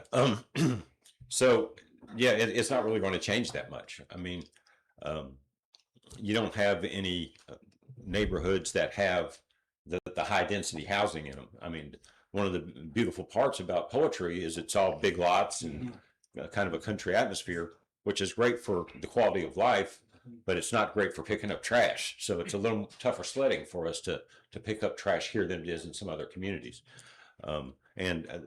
With not having very much commercial revenue to subsidize that, I got you. I mean, it's just kind of bare bones. That's what it costs to pick up trash. So we are by far the highest franchise fee. I mean, if I figured West Tawakoni's at 10%, but I understand that's a different formula. And I think we even talked about these during the RFP process. And, $2, $2.25, $2.50 should be the normal. But I mean, just for understanding purposes, we had 0 revenue streams, so that's where we first cashed in. So I feel like we've kind of topped our citizens out right there from the get-go. That's no fault of yours by any means, but Greenville's extremely. I mean, they're hiring us.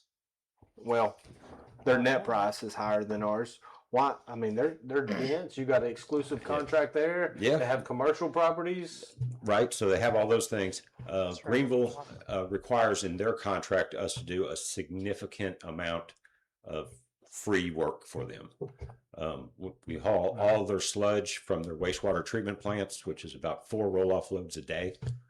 So it's rolled into the residential rate. It's rolled into the residential. Does everybody have the same CPI serviceability? Everyone has the same except for Greenville. They use a garbage index, which is a carryover from their previous contract. And when we did their price increase earlier this year, it was actually 4.5% based on the garbage index that they had. Who knew? That's Right. crazy. But it just goes back to exactly what you're saying, is that it more heavily weights fuel, insurance, landfill, labor, a lot of the things that just kind of get washed out in a CPI calculation. Yeah. In this case, it was actually better for the lion's share of our communities because the CPI is lower than the garbage Yeah. index. Yeah, I guess, and I'm still not picking on you. I guess one of your biggest budgets at the beginning of the year is figuring out your fuel expenses, predicting your fuel expenses. Well, it's funny is we can't do anything about it. So Right. there are things that we can do with insurance. We kind of pit different insurance companies against each other and different truck part tire providers, all those types of things. We can get some type of savings from time to time. But fuel is basically, it is what it is. And, But with predictions anywhere from 6 to 17%.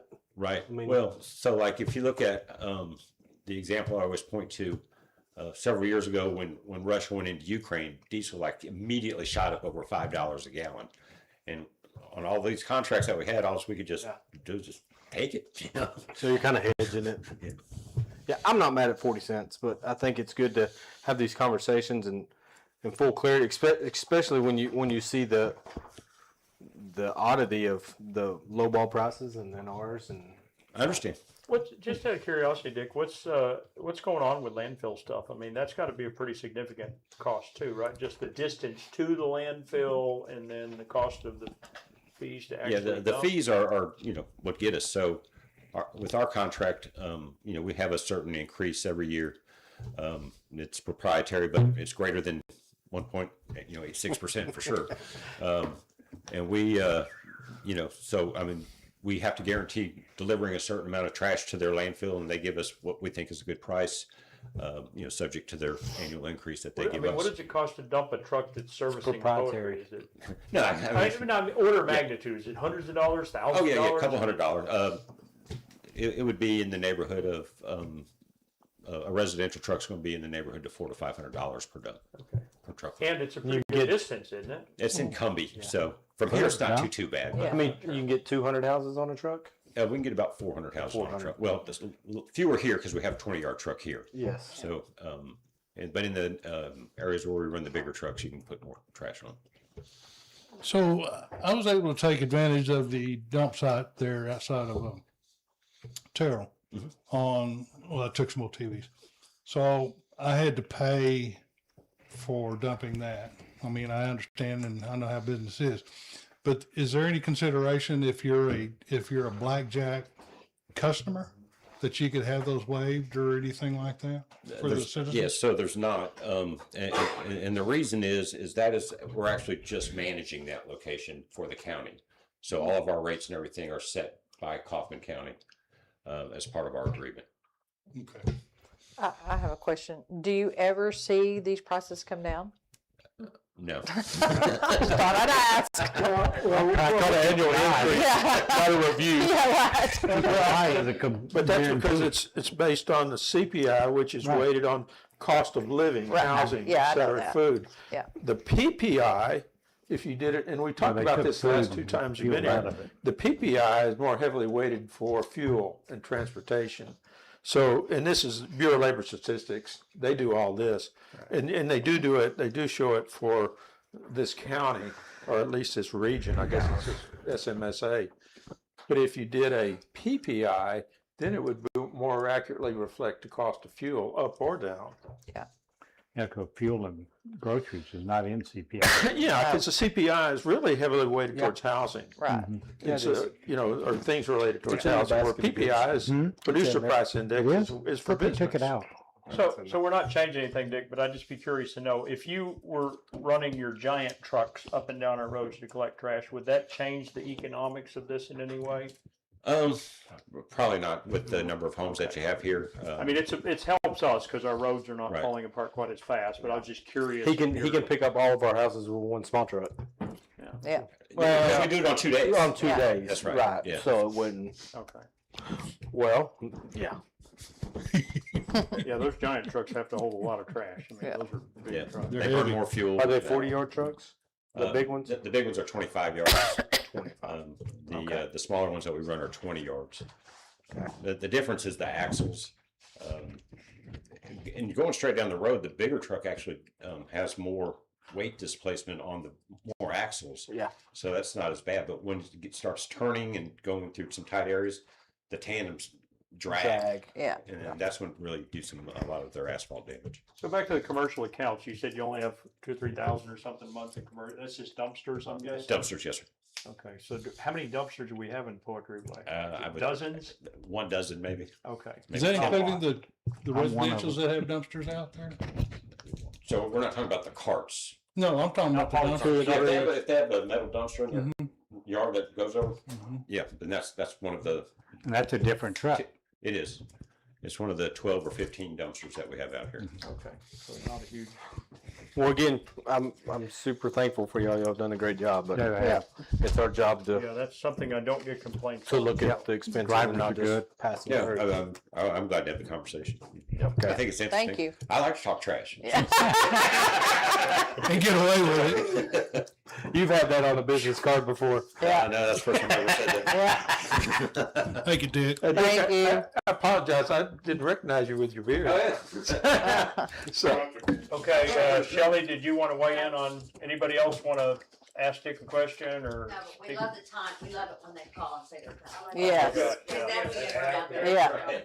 They do what? That's probably your best advertising, is we call before we come.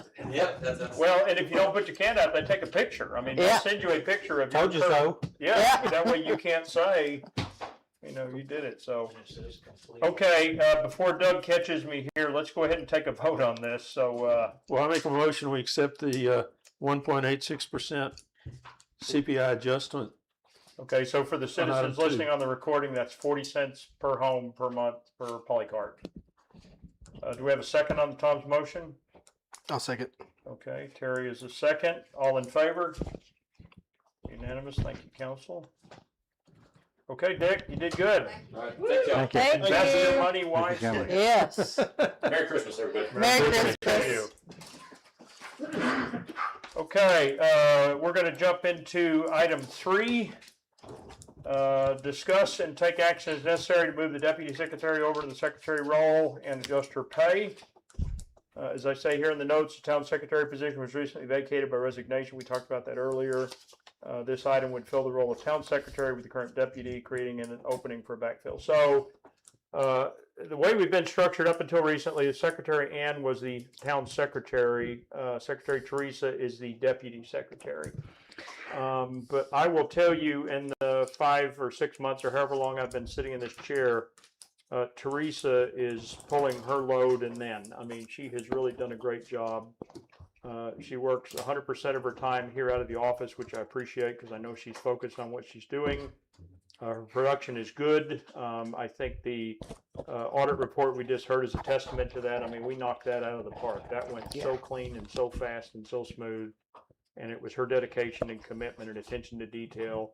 And I would like council support to move Deputy Secretary Teresa over into, call it a promotion, the secretary role based on her commitment to the town, her effort, time served and all of that, which would basically provide us with an opening in the deputy secretary. And then we spoke recently in our executive session about, you know, pay grades and pay and all of that. And we teased with the idea of adding a little bit of money to her salary. And so I would like some discussion with council and consideration of that also. So moving her from deputy secretary to secretary, and also considering giving her just a little pay bump. And I guess only question is that she would still be the primary accounting role. Yeah, that doesn't. That's that, and she'd take on other things, but just Well, yeah, and part of what I want to do as we fill in item number 4 with a new deputy secretary is I want to kind of go back and revisit. Doug's been helping me a little bit with that kind of roles and responsibilities, because quite honestly, Teresa has been, and this is not a slam on the former secretary in any way, but Teresa has, just because of her OCD and attention to detail and wanting things to be right, she's been doing her job responsibilities and others of that really needed to be in the other person's court. So I want to go back and make sure. And although Teresa is very willing to work more hours and do whatever, I want to be respectful of her and her time and not, you don't want to override a good horse or you end up with a bad horse, right? So she's working hard. She's doing great. Her health is good, and I don't want to take advantage of that in a way that puts her, behind the curve. So I want to kind of revisit as we bring someone new on board. Okay, how can we kind of redistribute the responsibilities back so we're more evenly loaded?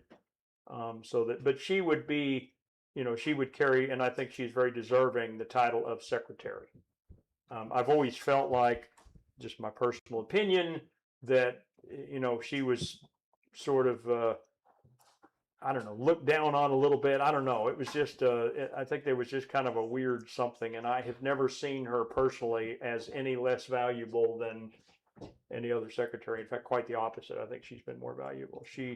When I need her, when council needs her, she's here, she does it, and she does it right. Bill? Is there any advantage to having both secretaries in the office on the same days? I started doing that when I took over this chair because I felt like there needed to be some time, because Ann was working from home almost entirely. Teresa's working here almost entirely. I felt like there needed to be some time when they were shoulder to shoulder and they could talk, right? Other than through email and text message and all of that. I was just curious as to if changed it up, then we would have someone in the office more time. I'm not opposed to that. I think we could go that route, Mayor, if once the new person kind of gets a hold of how Teresa does the job and all that, and then eventually I agree to that as well.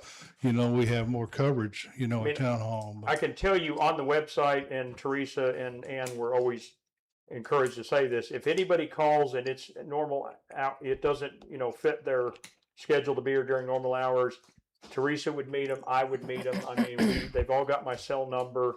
I mean, we accommodate. Okay, so it's not. It's been a very long time since somebody said they couldn't come up here and get something or see something. I mean, we're trying to be, but I don't disagree. Having, the building open more hours is fine. But I think initially, at least, I'd like to see those two persons sort of working close together as we kind of we got a lot of cleanup to do with our ordinances and resolutions and newspaper postings and signature stuff that doesn't have all the right signature. I mean, we got to clean all that stuff up. So, and Teresa knows where a lot of those skeletons are buried. And so I need her working with the other person that hopefully we're going to bring on board to help kind of get that going. Okay. We're also establishing the line of supervision.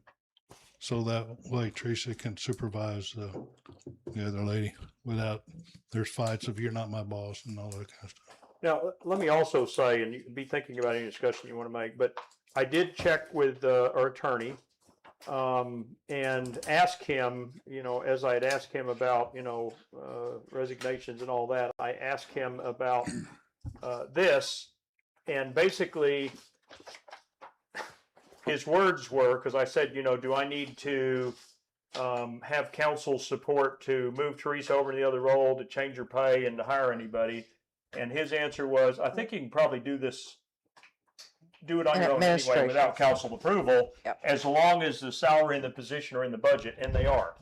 The salary dollars we're talking about, even with a little increase, and the positions are both in the budget. So, but because for the past 5 years, we've been making this a very public affair, I'm offering this as a little bit of a transition moment where we go from doing all of this, like, what does everybody think and all that, to ultimately the secretaries report to me, right? This is one of the few areas where I have any responsibility.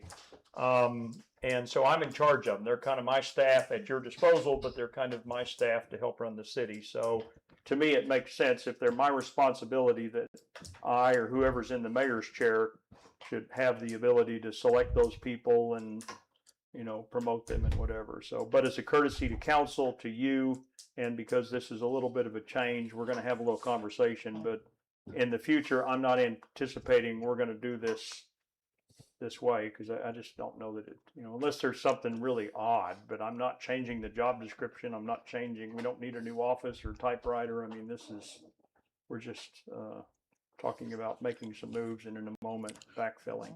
Tracy, in our budget, when we did it, didn't we allow already some bump in differential pay with- Yes. for the two? So it's already in there. Yeah, so they're being paid 20 an hour, both of them right now, working roughly 15 hours a week each.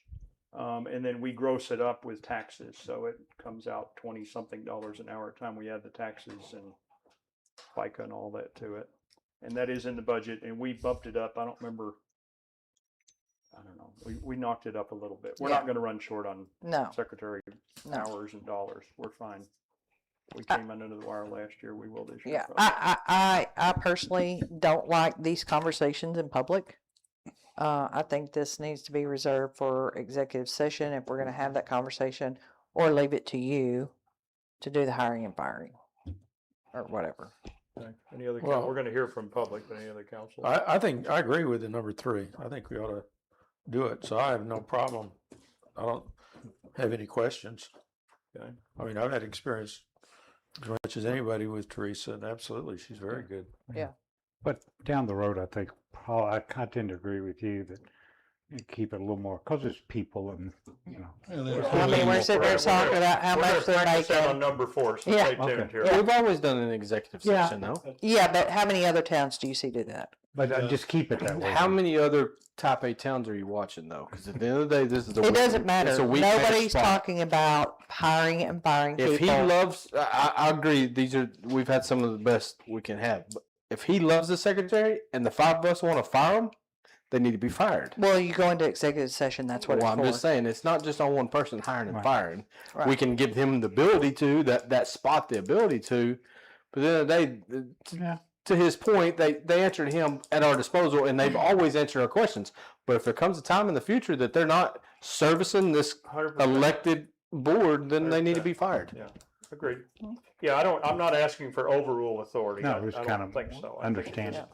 I think this is just kind of day-to-day business. Yeah. And certainly if I hired somebody that doesn't, or promoted that doesn't meet, then I expect the council to call foul and we'll correct course.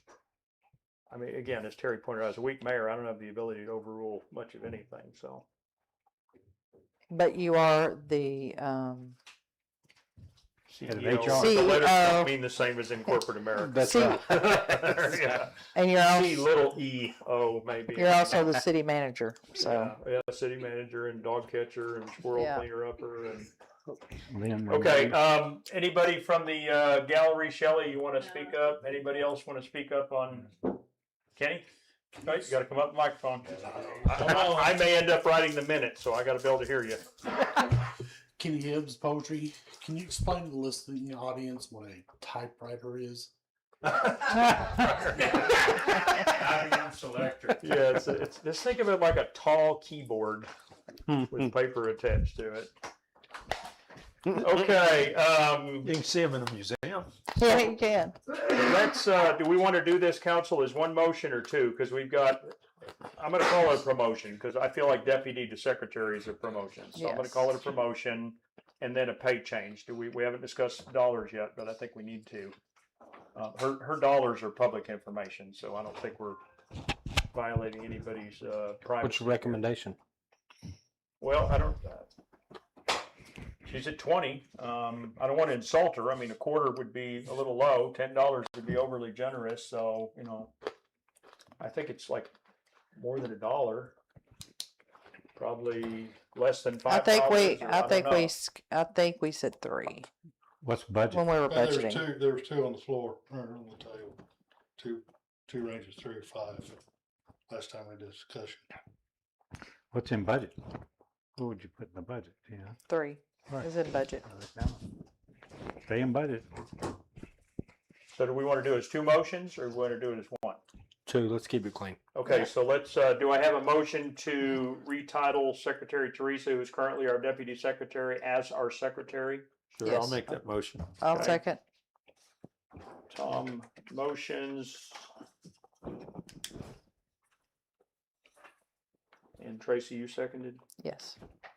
And Tracy seconds, okay, all in favor? Okay, unanimous, thank you, council. Okay, and do I have a motion to adjust now Secretary Teresa's pay at currently at $20 an hour? Well, I guess I would say this is that she does accounting. Counting is very, very critical. I would say move it to 25 because accounting, that is the heart of what we have here. So, and she does a very good job, as we just heard from Debbie Taylor. I'm not sure if we have the budget for that though. Well, no, we got two positions in the budget. for Yeah. secretary, so we can do this. Yeah, we're not gonna start the other, we'll start the other one where we are right now, so I think that buys 20. us a little bit. Well, it should get us through the end of the year. If it doesn't, we'll just make We amendments. got a mid, we can do things at mid-year. But I just point out, every place I work, that Oh, I accounting agree. Totally makes more agree. money than the secretary. I totally agree. I agree too. Well, they should dealing with books. Okay, so I have a motion on the floor. We need to deal with it. So motion by Tom to increase her to 25. Do I have a second? I'll second.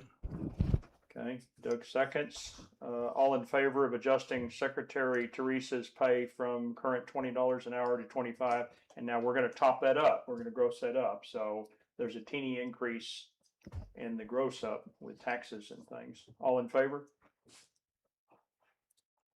Every hand went up at some point. Okay, thank you, council.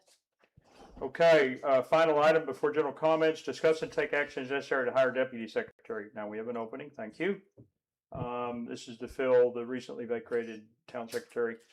So transitioning further to Councilwoman Hibbs's point, in the past, this has been to me a little uncomfortably public, where we brought the person up, we asked them questions, and I don't know, it's not demeaning, it's just kind of weird in my mind. So what I would like to do, we have 3 candidates for this position. I had one person who stepped up and said, I would really like to do this, and this is a person that's already contributing to the town, I believe, in a lot of very positive ways, highly qualified, very available, local, cares about poetry. We have 2 other candidates who are both good. One, and you have her resume in the packet, Danielle, is very sharp. She's working for the Y. She's taking on another new full-time position here pretty soon. She's not currently living in poetry. She's coming back after the first of the year. Very skilled, very qualified. To me, her strengths are more over in the marketing and programs area. That's what I read from her paper. And some minor concerns on my part about availability. I think she'd be a good person. I think she's capable. And then we had one that came in through the announcement from a lady who lives here locally, who has done a lot of work with the churches, that seems fairly well qualified, but I don't know that she is as qualified as my primary candidate, who is Laura Lehue. Now, what I would like to get from council is permission as mayor to select and hire the person, and I can tell you the person I'm going to select and hire is going to be Laura, if I'm given the authority to. I think Laura and her and her family, but we're only hiring her, have been just very, very supportive of the town. They get poetry. I very much like Laura's personality. She is very easy to interact with. I just don't see people. Well, getting you've already excited. made up your mind. Well, I have, but I'm telling you you don't that I need our don't want Laura approval? to come up to the microphone or any of the other candidates, which is why I didn't invite them Right. and do this publicly. I'm just being transparent here. This is where I'm going, but I would like. You don't need our approval. Well, I don't, but I'm going to get it one last time, and then after that, I'm just going to run away with it. Well, I guess my comment would be, and without Yeah. getting into personalities or knowledge, is I just look strictly at the merits of what was there, and I would say Ms. Lehue has the highest merits, both in education, his background, and that's besides how well anybody's liked or disliked. I just thought she had the highest credentials of anybody of the 3. Yeah. I agree. I think the others are good. I just think she is, one of the struggles we had in the past is just a kind of a misfit with skill set, right? I mean, people that are very capable, but not in the skills that we need right now. We need people that have skills that apply to our current problems Well, and I guess that's- organizing and creating. the other one is I thought, well, she appears to be one that could take over in an emergency, maybe Teresa's work, some of her work, Right. Yeah. because I mean, she's not going to be available all the time. So I thought, in that sense, she had the best credentials for being able to take over some of that with time. Yeah, and availability, for me at least, is a big deal because they're just, it would shock you to see all of the things on a weekly basis that come up that don't fall on a Thursday between 1 and 5 o'clock. They just don't. And so, you know, availability is important. And again, I think I've already seen lots of things demonstrated that are important to me in this role. So, okay, anybody from the audience want to weigh in on this before we finish it with council? You're good? You got my vote. Okay, Well, I make a motion, we accept Miss Leahy. okay.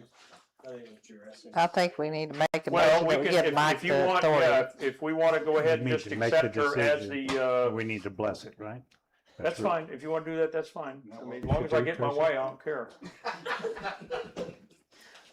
I think it's a done deal. Laura, did you want to say anything on your behalf? I think enough has been said. She can start tonight. See, she agrees with me. I'll tell you, when Laura called and offered, I'm like, really? Really? You want to, Why would you want to do that? really? Are you sure? No, I think it's a huge blessing. Again, not that I don't appreciate Danielle and Melinda, I very much appreciate them offering. I just think this is a really good fit and I don't want to let it get by. So do I have a motion to extend an offer to Laura Lehue as our part-time deputy secretary at $20 an hour? Yeah, I just Throws made it the up. motion. Okay, Tom makes a motion. Do I have a second? Second. Okay, second from Doug. All in favor?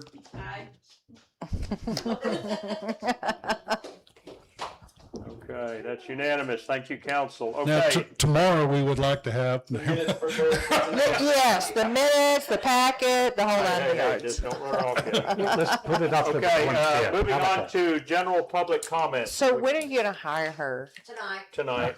Okay. No background check, no nothing. She's good. We're just gonna let her in. General public comments. Shelley, you or anybody want to say anything?